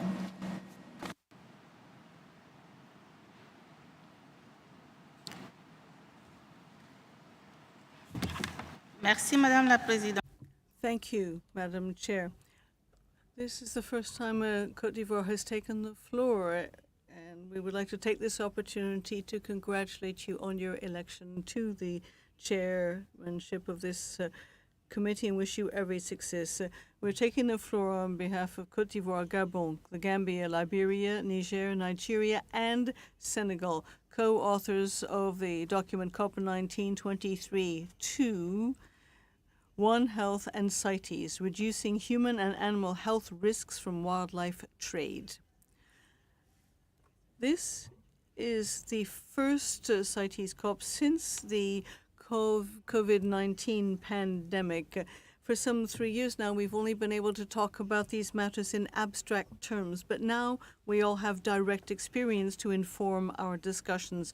We are all aware of the devastating effects that the pandemic had. 5 million human lives lost and some $11 billion in cost to the world economy. The repercussions of the pandemic will be felt for years, if not decades, to come. An overwhelming majority of experts consider that the virus came from SARS-CoV-2, came from wildlife. Almost all known pandemics come from pathogens that come from animals, zoonosis. We are dealing with a single type of virus, and we're well aware of what SARS-CoV-2 did. And the WHO and IPBES considers that there are some 1.7 million viruses on mammals and avian species that we have not yet found. And some over 631,000 of these viruses could have an adverse effect on human health. We must not underestimate these viruses, and that is what underpins document 23.2. International trade was considered to be play a significant role in the spread of zoonotic pathogens. As an international convention regulating trade in wildlife, we firmly believe that CITES has a role to play in the fight against the transmission of zoonotic disease.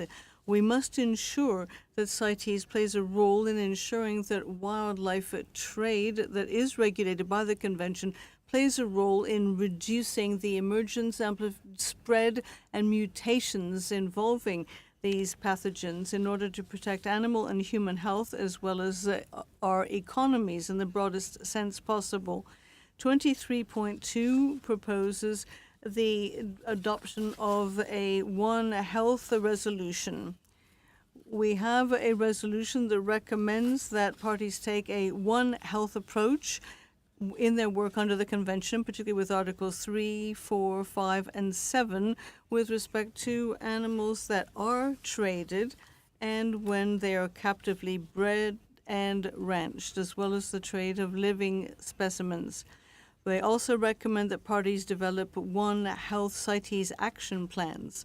The Secretary is to be entrusted with setting up a One Health group and a web page in order to provide advice, in order to guide parties and to support the establishment and implementation of this plan of action.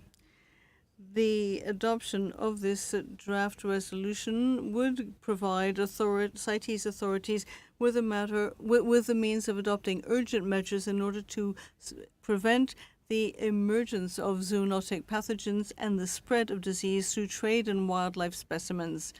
And there would also be a possibility to use the intercessional period after COP19 to see what the effects of this adoption would be and what amendments might be necessary. This would serve to complement the work being done by the WHO to develop an international instrument on pandemics.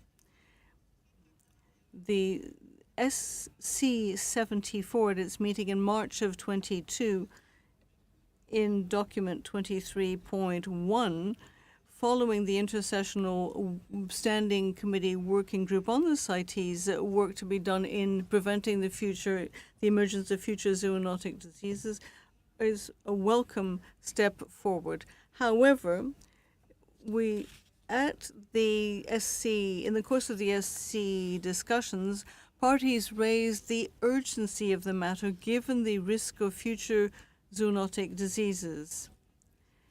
19HH and II in 23.1 consider the long-term need for a resolution that would be promoting a One Health resolution, but postpones it to COP20. We don't think that that is speedy enough.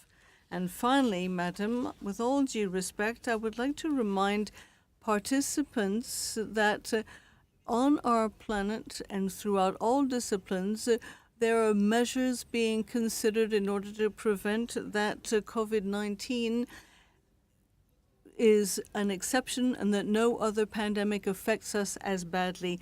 We should adopt this resolution and everyone on the planet will thank us. We would urge parties to support this draft resolution and the decisions in the document. Thank you, Madam. Thank you, Côte d'Ivoire. So I will open discussion on both of these documents together. So when you're speaking, please help us all understand each other by making clear what document you're referring to in your comments. So we have from the Standing Committee a series of draft decisions for our consideration and 2 amendments to the resolution COP19 on transport of live specimens. And then from Côte d'Ivoire and their co-proponents, we have a series of new decisions in Annex 2 and a new draft resolution in Annex 1.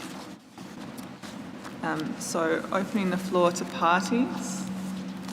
I first saw Niger.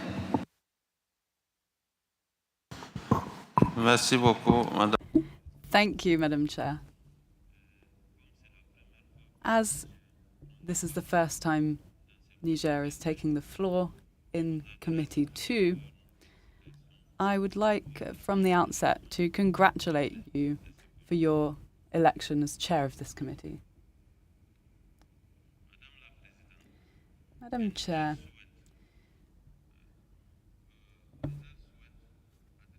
Niger wishes to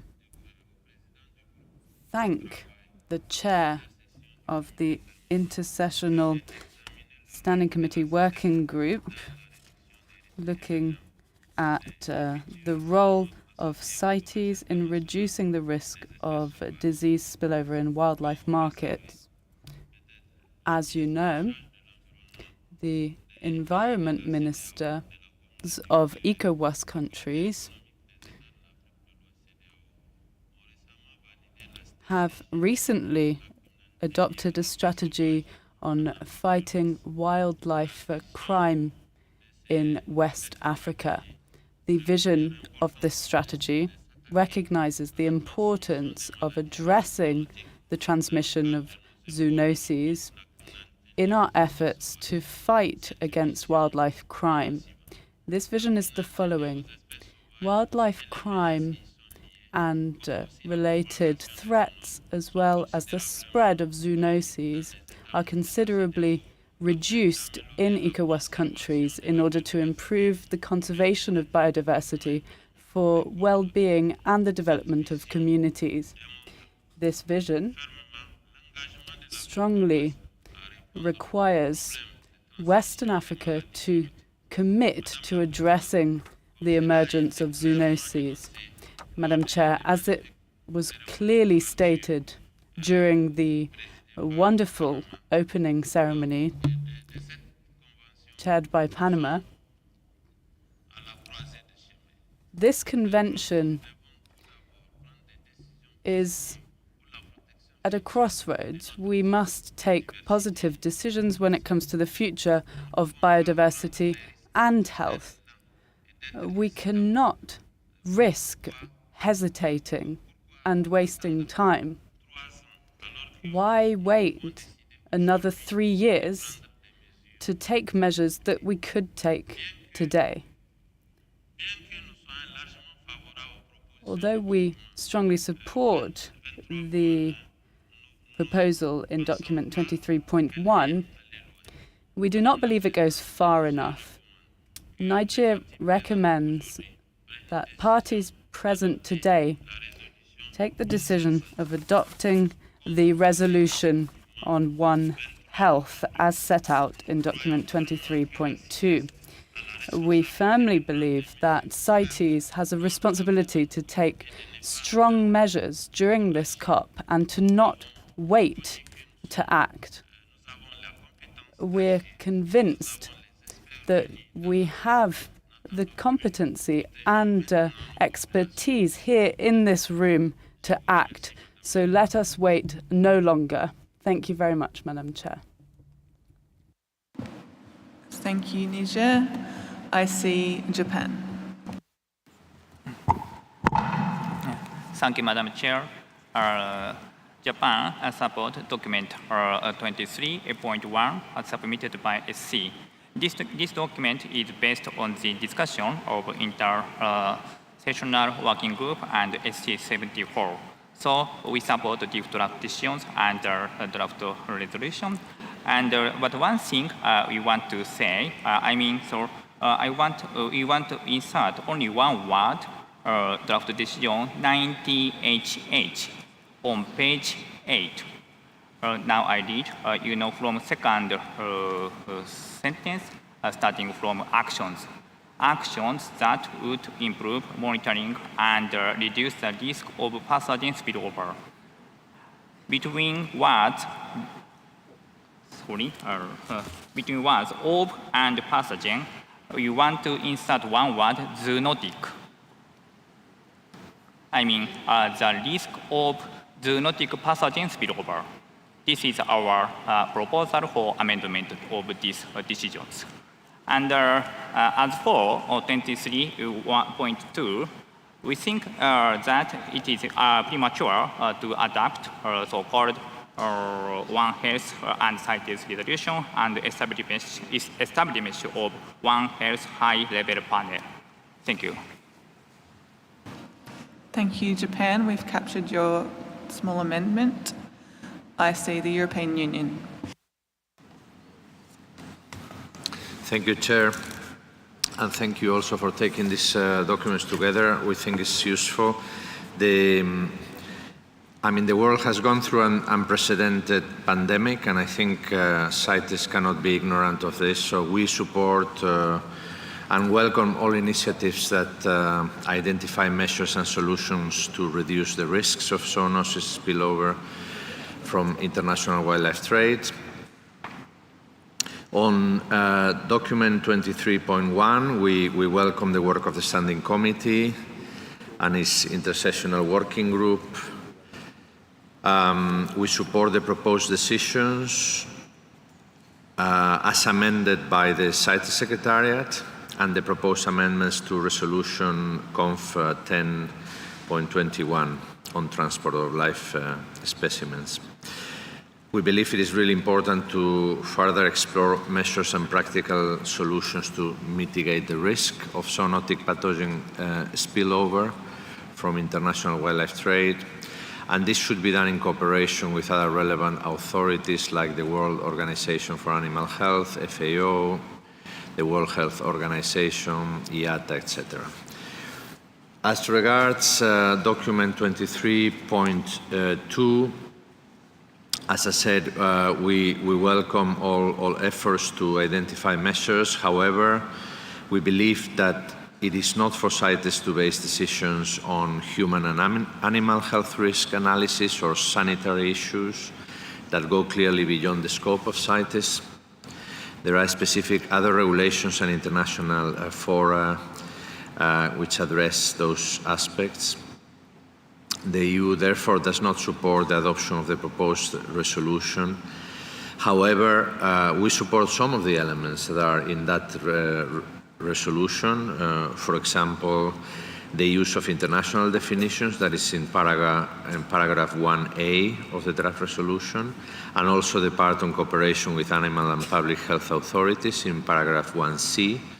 So we believe it can be, these elements could be integrated in the outcomes or draft decisions proposed by the Standing Committee in the document 23.1 as appropriate. Thank you very much, Chair. Thank you, European Union. I see Togo. Merci beaucoup. Thank you very much, Madam Chair. As this is the first time Togo is taking the floor, we would like to congratulate you on your appointment as Chair of Committee 2.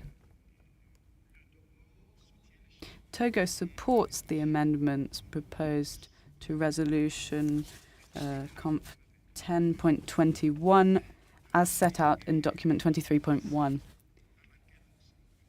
However, given the urgency of this situation, we need to act more speedily. The COVID-19 pandemic and its effects have been severe for our health and for the health of the planet. In addition, the IPBES and other authorities have highlighted that zoonotic diseases will be increasingly frequent. Therefore, we must act now to protect human and animal health. Therefore, we strongly urge parties to support the One Health resolution set out in document 23.2 and to adopt the decisions contained in that document rather than document 23.1. Thank you.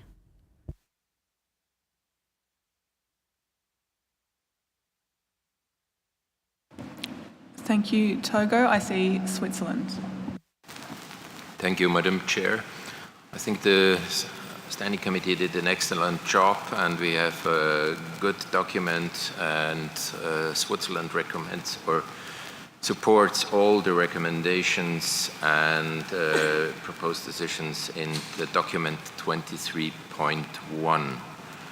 And as indicated by the European Community related to document 23.2, we have some difficulties to support this document, so clearly we are in support of 23.1 and we will not support 23.2. Thank you.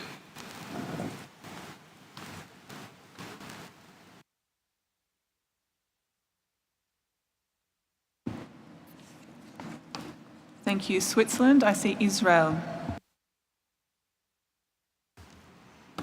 Thank you, Chair. As has been expressed by others, I think we all recognize the urgency, and also we were involved in this intersessional working group on this issue, and thank the Standing Committee Chair for leading us in this direction. We certainly support the recommendations in 23.1 and specifically the draft decisions as amended by the Secretariat on page number 5. We would suggest, however, 2 small edits to those draft decisions on page 5 in the form that they are amended by the Secretariat. In draft decision 19.AA, in the 4th line, it says, to mitigate the risk of pathogen spillover from international wildlife trade, we would recommend shortening that to say to mitigate the risk of pathogen spillover from wildlife and not limit it just to issues of international wildlife trade. In terms of the draft decision 19.BB that is on this page, we actually prefer the original version that appears in the document and not the amended version here by the Secretariat. All the other changes to the draft decisions by the Secretariat on that page and the following page we are in favor of and would support very strongly this document. In terms of document 23.2, we certainly appreciate the work that's been done by the countries and the intervention by the Côte d'Ivoire to introduce this and by Niger to expand on the issue of the urgency of this matter, and we strongly would support recommendations to accept Annex 1 and 2. However, we would support a very small change in Annex 2, and this has to do with the One Health CITES website, which is a proposal for an expensive issue, and where in draft decision 19.AA of that document it speaks of a website, we would change that to web page. A web page is certainly a lot cheaper and simpler to develop as opposed to a website. And the budget issues that are discussed on the cost of setting that up would have to be amended along that lines. Thank you, Chair. Thank you, Israel. I see South Africa. Thank you, Chair. South Africa would like to align itself with the comments of the EU and Switzerland. We do support the report of the Standing Committee with the amendments that were made by the Secretariat, and we would like that document to be put forward. And as for document 3.2, we do not support that document. Thank you, Chair. Thank you, South Africa. I see United States of America. Thank you, Chair. And we also thank the co-sponsoring parties for this document. We believe this effort could reduce the chance that CITES trade facilitates the spread of zoonotic pathogens. We support the draft resolution and draft decisions and do suggest edits to the proposal. You can see our edits in information document number 73 posted online today. Our interest in the proposal is for multiple reasons. During our U.S. public comment period, the American public expressed strong interest in this resolution. This One Health draft resolution focuses mostly on recommendations to the parties, and the working group's recommendations in document 23.1 focus mostly on directions to the Secretariat. Thus, the two documents do not compete, but in fact complement each other. The best timing for this resolution is at this COP. Our views differ from the Secretariat's, and that this proposal is not too soon. In fact, the idea of developing a One Health resolution was already suggested by the working group, Draft Decision 19HH. This proposal propels the timeline forward to be now rather than 3 years from now at COP20.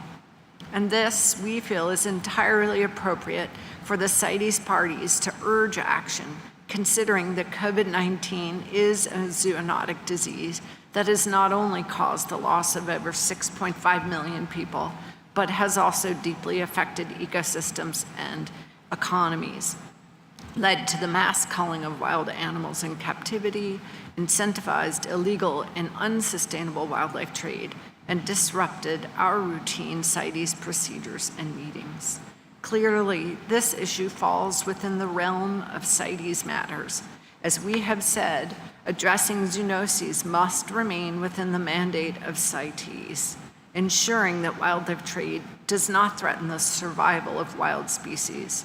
We believe that mitigating the risk of CITES-listed species from acquiring or spreading zoonotic pathogens while involved in CITES trade is part of this responsibility.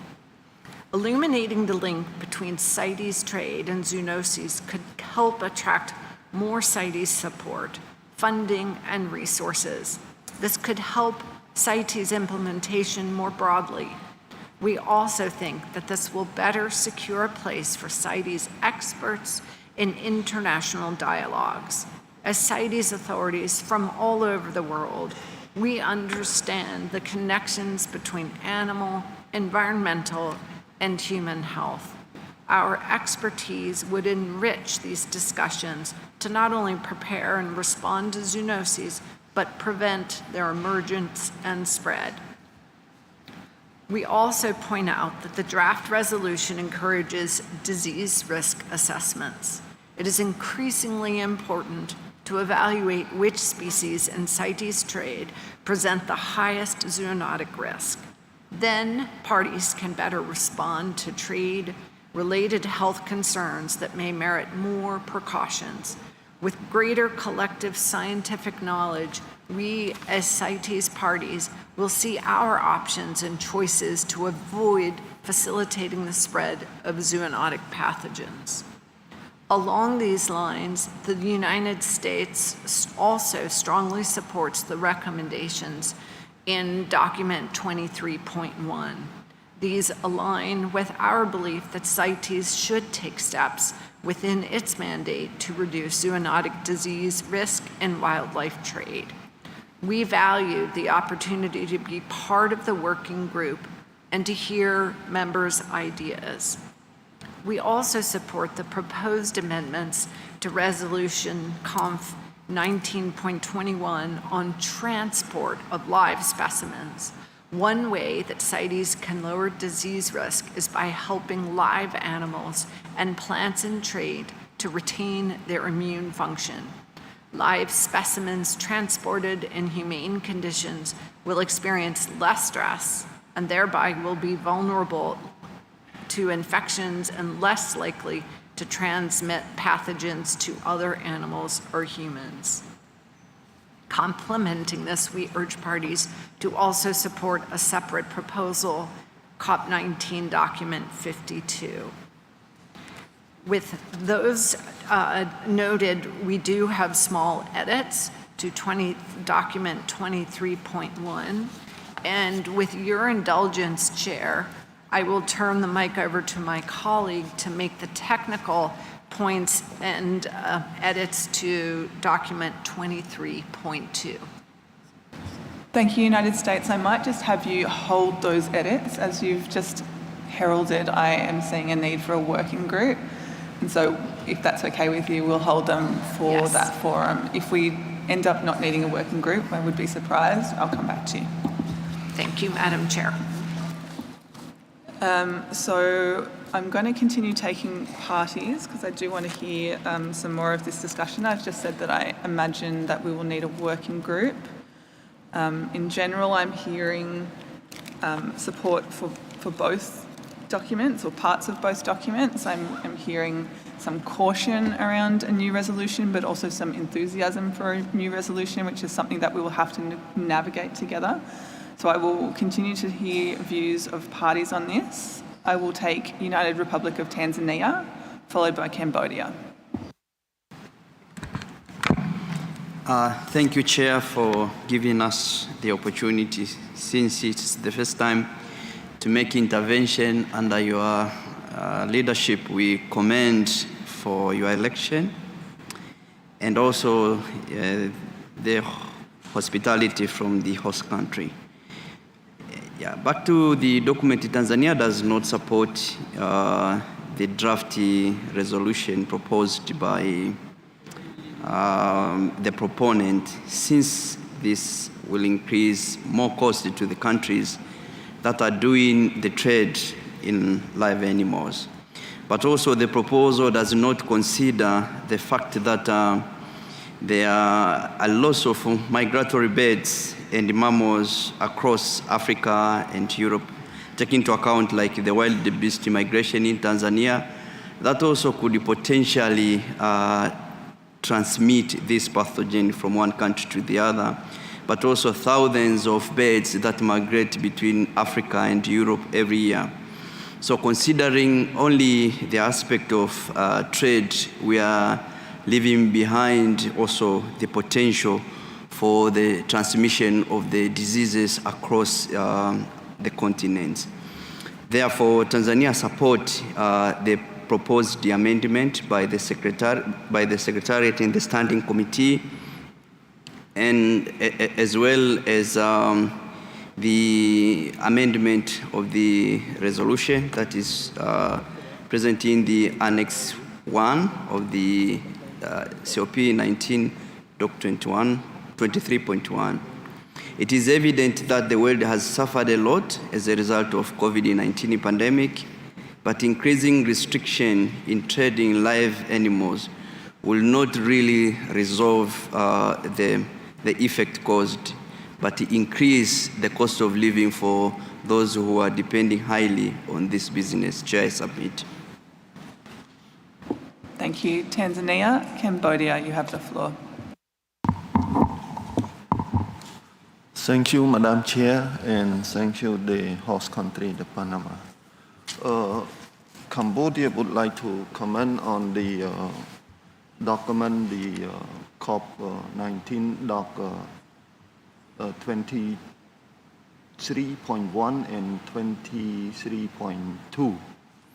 These two documents have not consistent in terms of wording of the World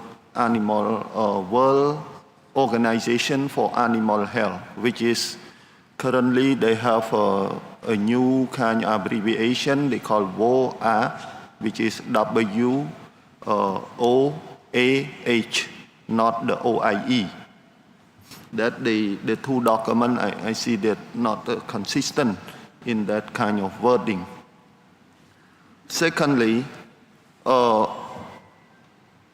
related to the proposal for the CITES to be a part of One Health, what that can be mean to the existing, the fourth party, the World Organization of Animal Health,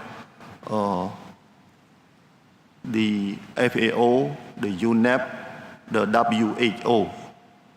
Because this document is implied that what we're going to do, especially to create a kind of task force, expert group, but what we're going to bring to this.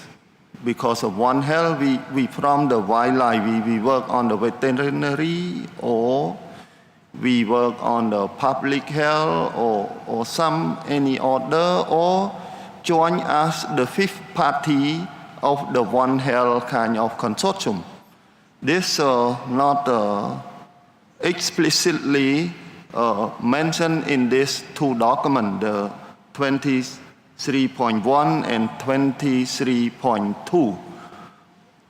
Another one, as each country, they have a kind of platform, which is One Health platform that work with the public health,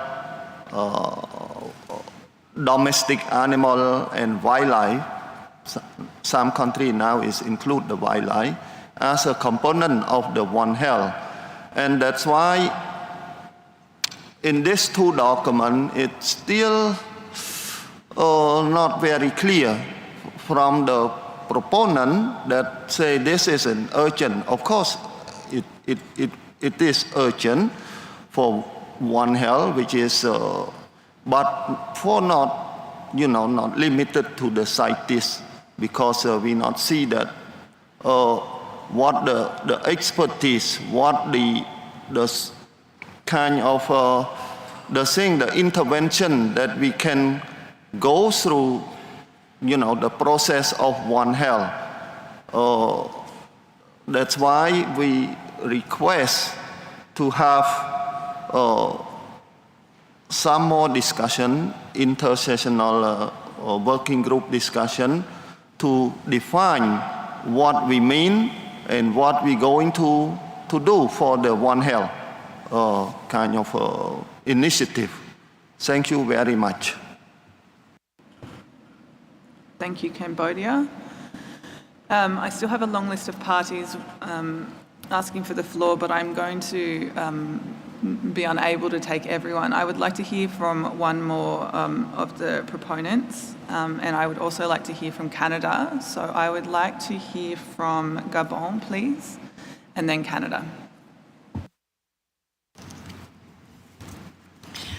Merci, Madame. Thank you, Madam Chair. This is the first time Gabon is taking the floor during this committee. Therefore, we would like to strongly thank Panama for its warm hospitality. We would also like to congratulate you on your election as chair of this committee and wish you every success. Madam Chair, the COVID-19 pandemic has caused and continues to cause unprecedented damage, not only when it comes to human health, but also our economies and societies. Given that it is likely to see emerging zoonotic pandemics emerging in the future, we must act without further ado. The One Health approach is an opportunity for CITES to undertake strong and robust action by adopting the resolution contained in document 23.2. Thank you very much. Thank you, Gabon. Canada, you have the floor. Thank you, Chair, and thank you for taking this intervention from Canada. So firstly, like the Swiss delegation, the EU, South Africa, we support the conclusions of the Standing Committee we additionally support the amendments provided by the Secretariat to the decisions. In doing so, we also support the amendments to the resolution on transport of live specimens. With regard to document 23.2, we appreciate the bringing forward of the draft resolution and draft decisions. Many of the principles inside of the draft resolution, particularly those directed to parties, Canada can agree with.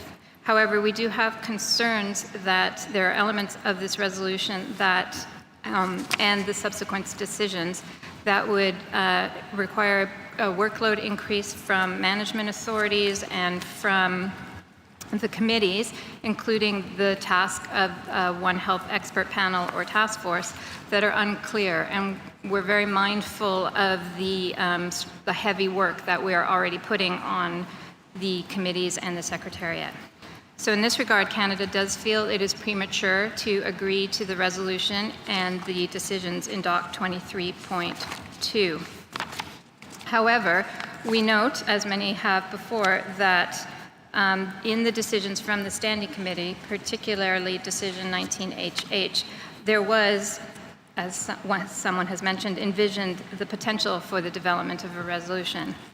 And we wonder if a path forward might be for an amendment to that decision in some way to also ask the Standing Committee to take into account some of the elements that were brought forward in document 23.2 when they consider whether or not the development of a resolution is appropriate. And in this way, we can capture some of the important aspects of that resolution in a more deliberate way through an intersessional process. Thank you, Chair. Thank you, Canada. I'd like to open the floor for non-parties and observers who might like to speak on this. And I will take a few of you. So I see Wildlife Conservation Society. You have the floor. Excuse me. Thank you, Chair. And as this is the first time we're taking the floor in this committee, we want to deeply thank the government of Panama for all the wonderful arrangements and the warmth and hospitality. WCS is pleased to have been a member of the Standing Committee working group on this issue and to having been able to share our extensive scientific and technical expertise. It's vital that prevention at source, particularly of pathogen spillover from wildlife, of sources of the next outbreak, epidemic, or pandemic of zoonotic origin be addressed at both the national and multilateral level. CITES and its implementation have a role to play in this prevention. We generally support the recommendations in the original document as a consensus way forward. On document 23.2, we greatly appreciate its submission by Côte d'Ivoire, Gabon, Gambia, Liberia, Nigeria, and Senegal, and their leadership. We strongly support adoption of the draft resolution in this document with some amendments as suggested here by Israel and the US.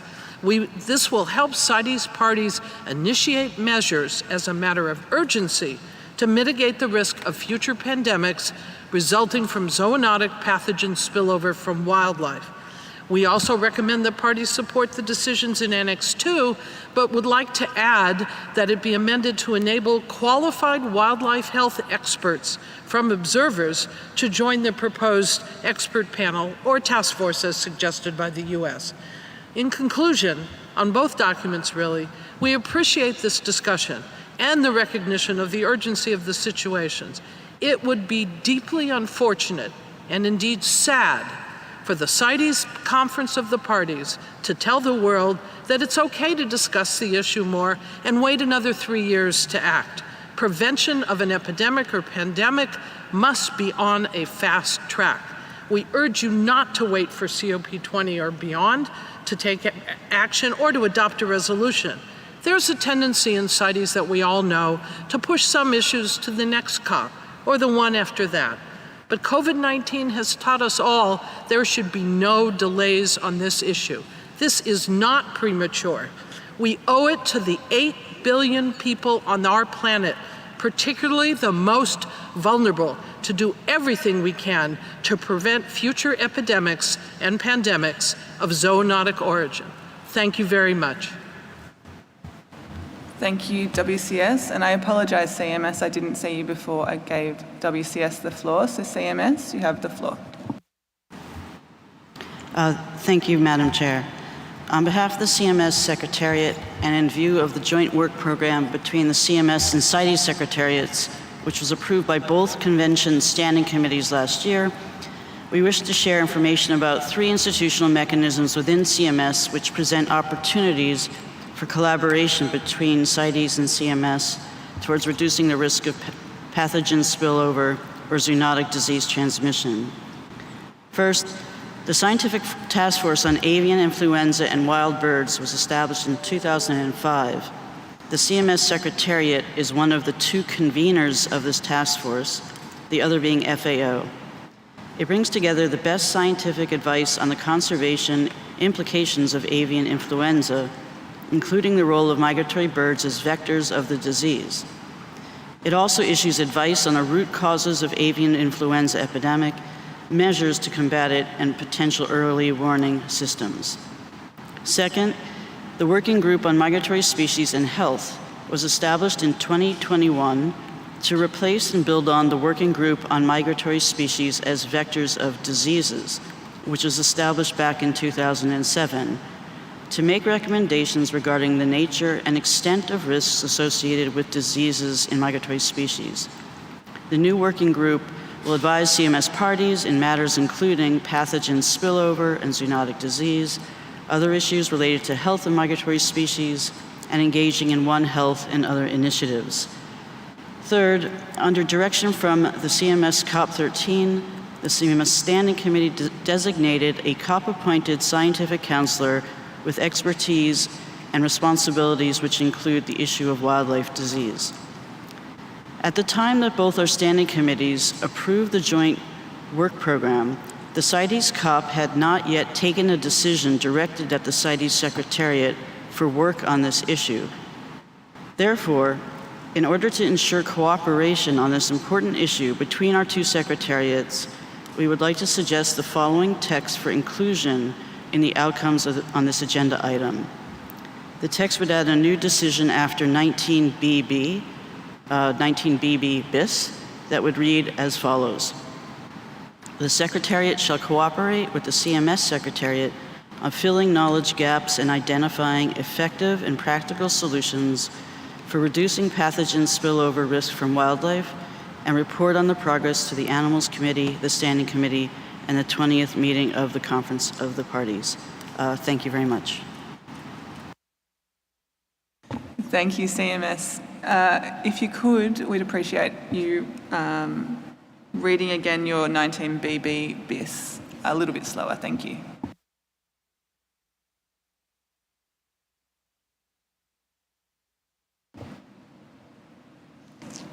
CMS, can you request the floor again and they'll give you the floor.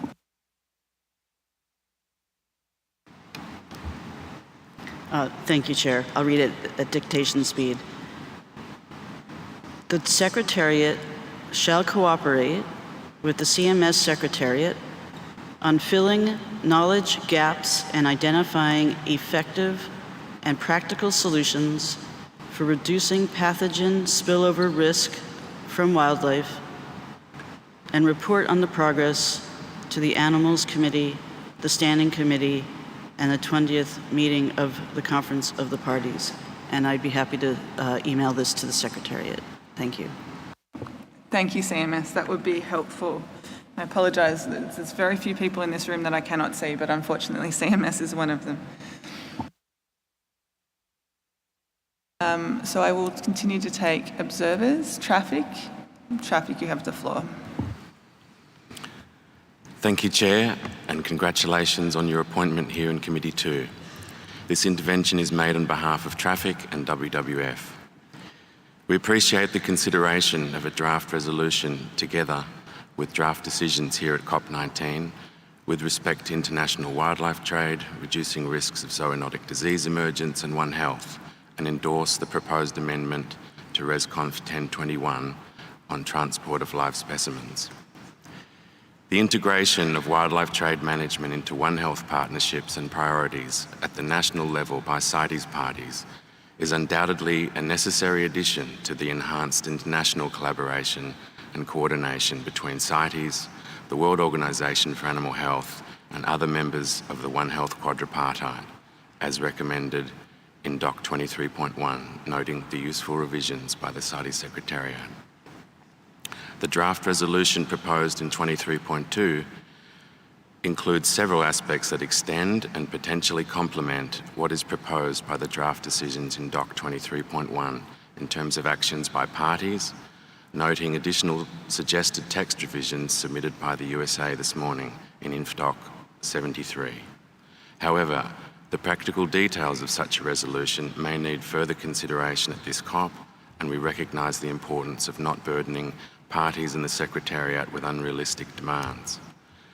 Traffic and WWF believe that at a minimum, the Conference of the Parties should encourage the inclusion of wildlife and/or animal health agencies and experts, such as existing focal points for the World Organization on Animal Health, into existing interagency approaches to managing CITES and wildlife trade at national levels to enhance an overall integrated risk management approach to trade in wild fauna. If this agenda item moves to a working group, Traffic and WWF would be glad to contribute to the consideration of these important matters. Thank you, Chair. Thank you, Traffic. I'm going to take 2 more observers. I have 2 on my list, and then I will come back to conclude our discussions. I see the flag. I will take the observers, and I will just come back to you if that's okay.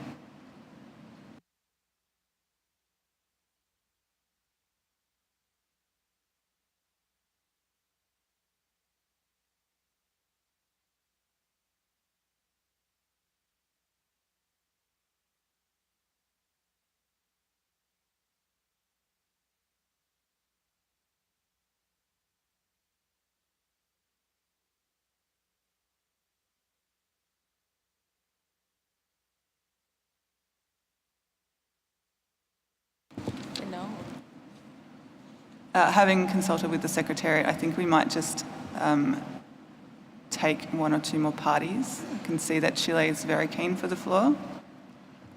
I think this is you over here. Chile, you have the floor. Muchas gracias. Thank you, Madam Chair. We have been waiting a while to take the floor, and I would gently remind you that parties usually get given the floor before observers. With respect to the documents before us, we think that we need to ensure that we have a consistent approach to the use of our concepts. I do think that there might be some problems with the Spanish version of these documents. So there's talk about the concept or concepto One Health, or the goal of One Health, objetivo. I think really the word focus or enfoque should be used. That is what usually that is the usual usage in the MEAs. Now, I'm not sure that there is a problem with the English version of this, but I do think that there's a problem with the term used in connection with One Health, but the Spanish should say enfoque, una salud. Then, with respect to 23.1, we need to ensure that the correct acronym is used for what was the OIE. Generally speaking, with respect to One Health, we do think that it is important that CITES work within the framework of its mandate and not overlap with work being done by other international organizations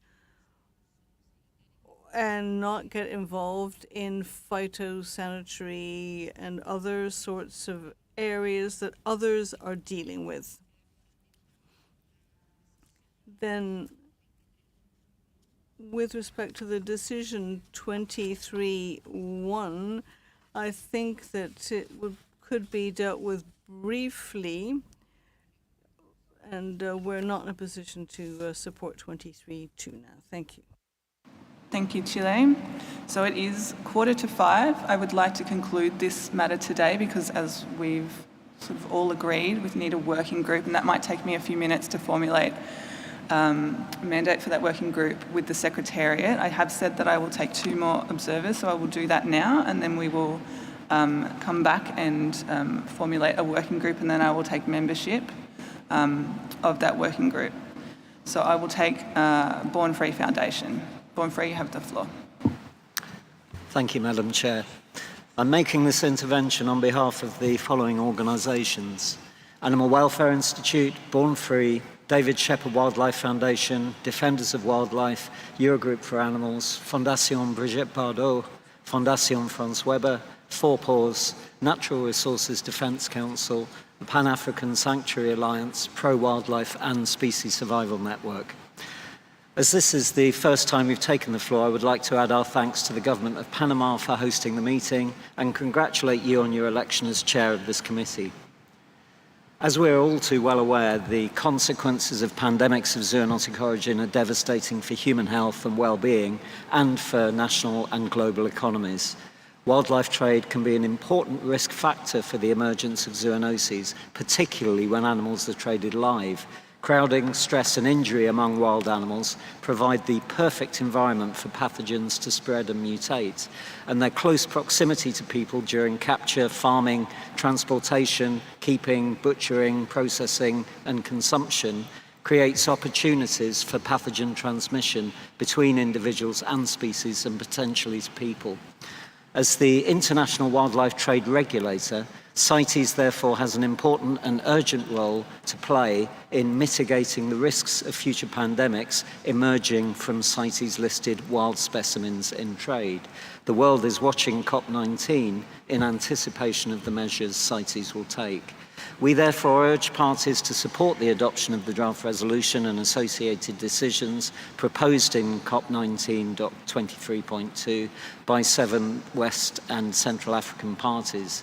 The document recognises the expertise of CITES parties in the international trade in wild fauna and flora, the importance of implementing a One Health approach to wildlife trade as articulated by the United States, and the need for collaboration on the issue of pandemic prevention between conventions, governments, agencies, organisations and experts from a wide range of disciplines alongside the need for urgency. The adoption of the draft resolution and associated decisions provides an opportunity for CITES authorities to put in place measures aimed at preventing pathogen emergence from traded wildlife, a key component of wider efforts to prevent future pandemics. There is ample knowledge and a growing evidence base already in the public sphere which underpins the need for a resolution to be adopted at COP19. And we would be very interested in joining any in-session working group that's formed. Thank you, Chair. Thank you, Born Free Foundation. I will take SUCO SA as our last observer, and then, as I've said, I'll come back and work on a terms of reference or mandate for the working group. SUCO SA, you have the floor. Thank you, Madam Chair.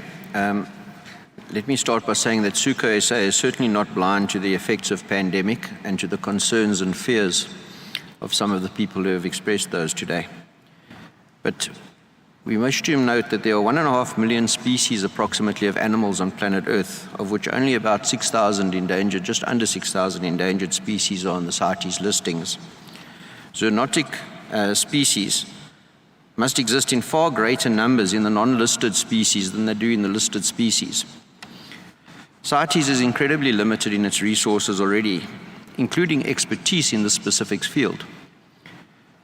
The true purpose of CITES gets watered down when you start to apply yourself to other issues.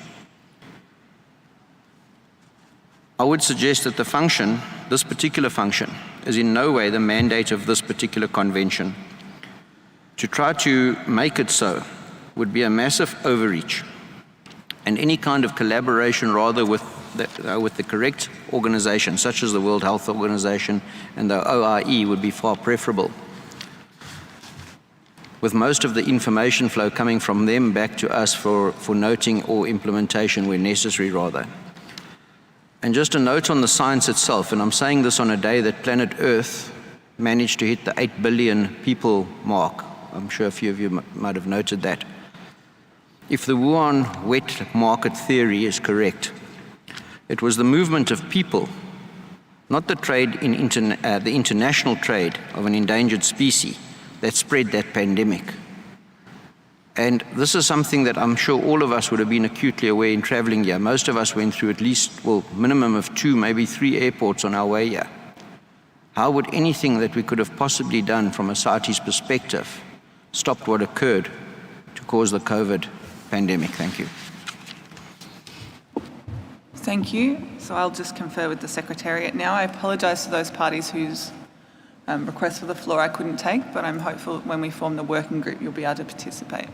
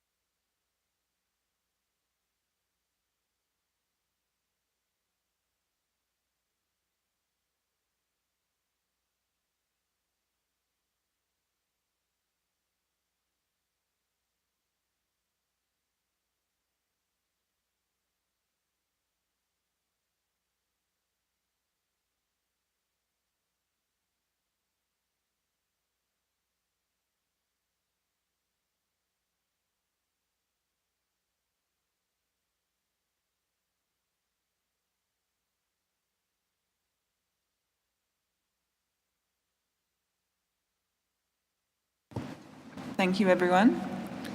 So I am going to strike a working group.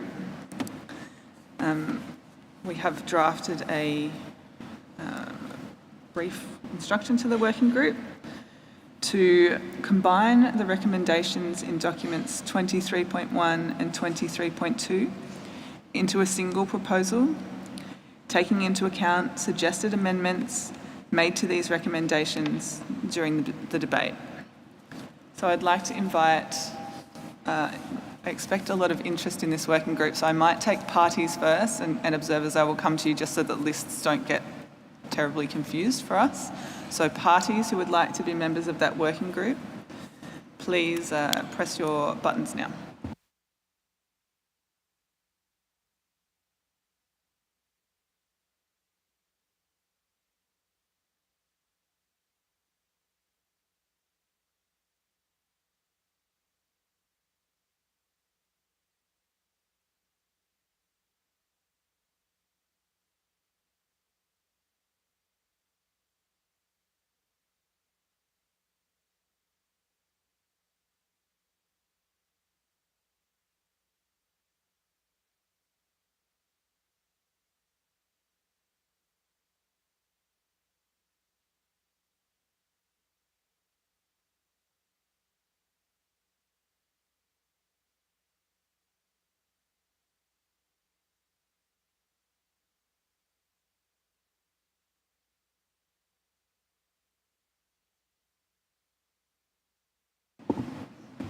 Thank you, parties. So I think I have my list.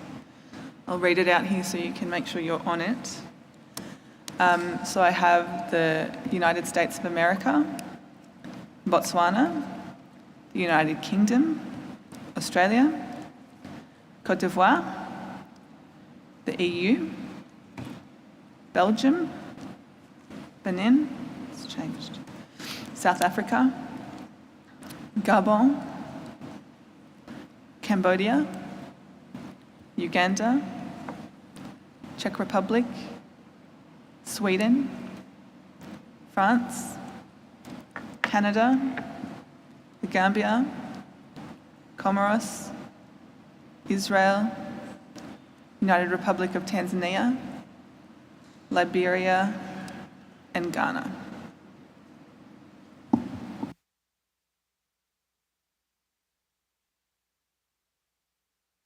So if I've read your party name out, you can take your button off. I see Peru has added their name to the list. Peru, I see you.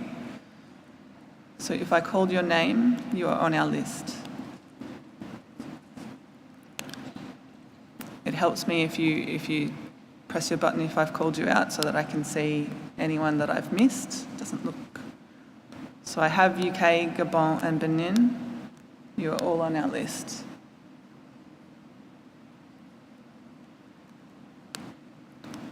So I don't seem to have any more parties. Technicians, if you could clear the list of Nigeria. Thank you, technicians. I'll ask observers who would like to join to press their buttons now. Thank you.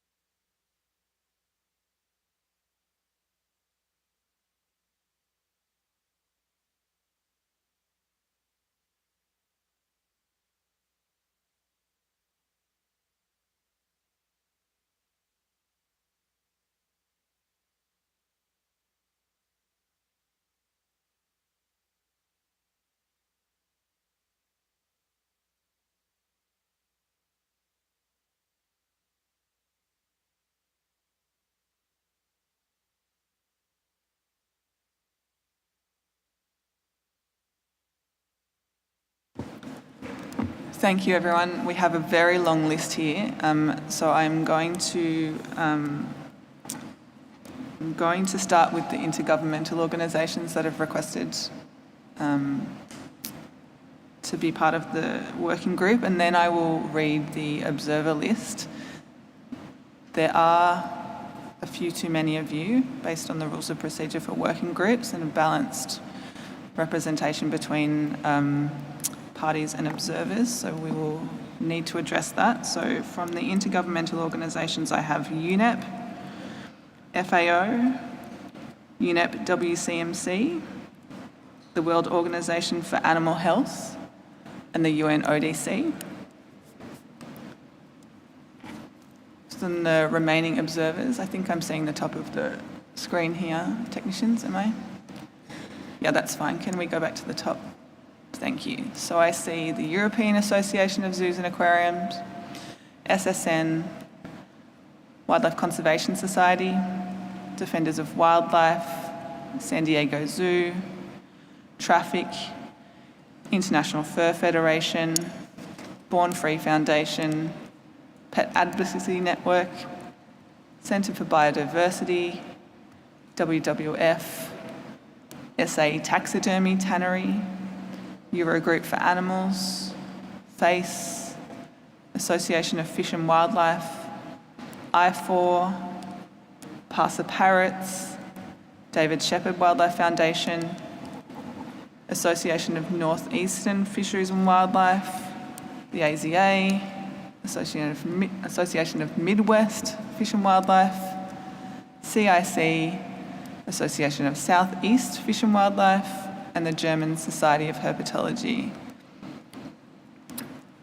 So if there's any way that you can, I would prefer not to have to select who was not able to attend the working group, so if there's any way that you can consolidate with your colleagues, that would be helpful here.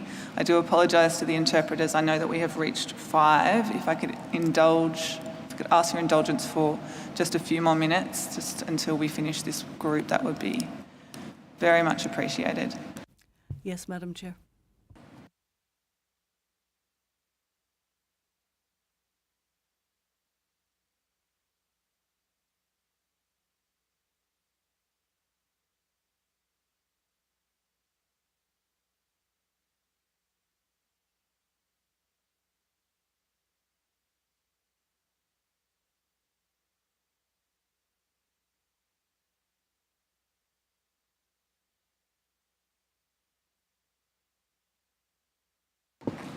So I'm asking those observers who've asked to join the group that if I've read out anybody, any other organisation who might be able to represent your views on that working group, if you could press your buttons to come off the list so that we can try to finalise this list. I still have several more observers than I'll be able to take on this working group based on the number of parties that have joined.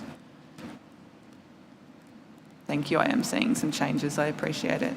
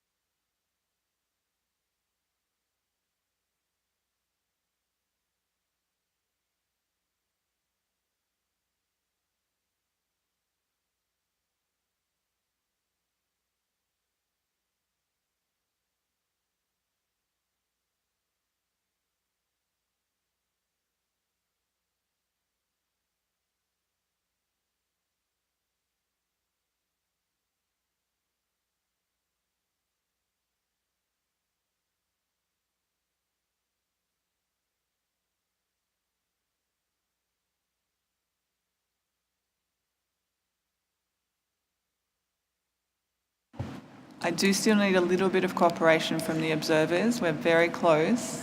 I would like to finalise this working group today. And may I ask, just to save our eyes, if UNEP, WCMC, UNEP and UNODC could press your buttons because we have you, and FAO. Thank you.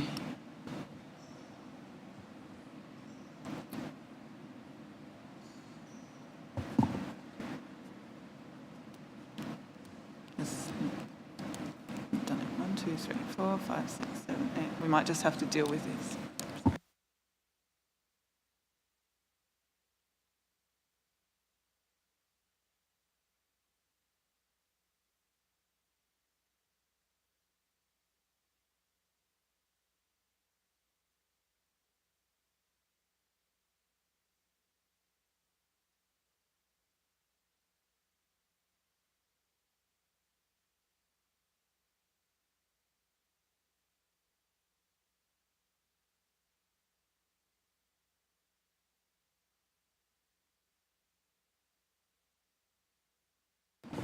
So we've come to the point where I need to ask specific organisations. So I have on my list, I have the Association of Fish and Wildlife, and I have the Association of Midwest Fish and Wildlife. I wonder if you could work together.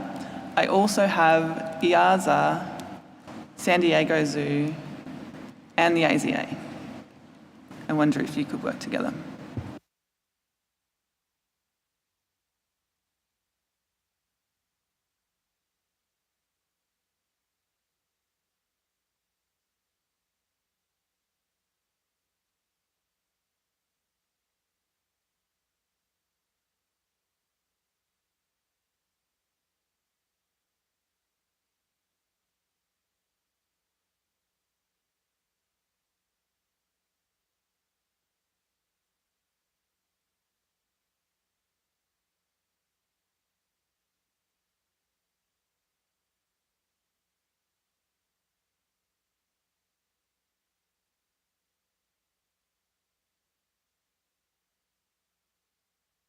All right, thank you everyone. We have achieved a balanced working group. I will read those observers in addition to the IGOs that I've already added. So I have IAZA, European Association of Zoos and Aquariums, SSN, Wildlife Conservation Society, Defenders of Wildlife, San Diego Zoo, Traffic, International Fur Federation, Born Free Foundation, Pet Advocacy Network, Centre for Biodiversity, WWF, SA Taxidermy Tannery, Association of Fish and Wildlife, I4, David Shepherd Wildlife Foundation, Pro Wildlife, AZA, CIC, and the German Society of Herpetology, and that concludes that working group.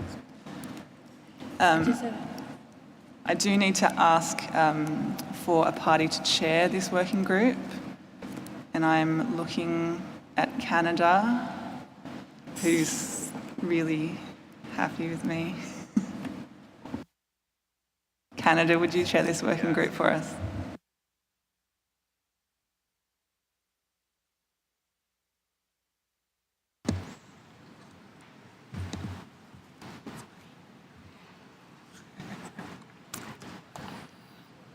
Sorry. I'm considering your request because we have a number of different pressures on us. Canada, can we get back to you? Yes, Canada, I'm happy for you to get back to us on that. Thank you. So concluding that, and with the indulgence of just one more minute with the interpreters, we have just some comments from the Secretariat on some logistical matters, I think. Thank you very much, Chair. First of all, please remember to take your cards with you when you leave. Please do not leave them in the room. And then 2 working groups. This morning we established the CITES Strategic Vision Working Group. That working group will meet at 12:15 tomorrow on 16 November in Caribe 6. So the CITES Strategic Vision Working Group will meet at 12:15 tomorrow, 16 November in Caribe 6. Then the Budget Working Group will meet on Thursday, 17 November at 12:15 in Pacifico 1 for the first session on the language strategy. So Thursday, 17 November at 12:15 in Pacifico 1, the first session on the language strategy, and any Arabic, Chinese, Russian-speaking delegates are welcome to attend that meeting. Thank you. Thank you, everyone, and good evening. We'll see you tomorrow at 8:45.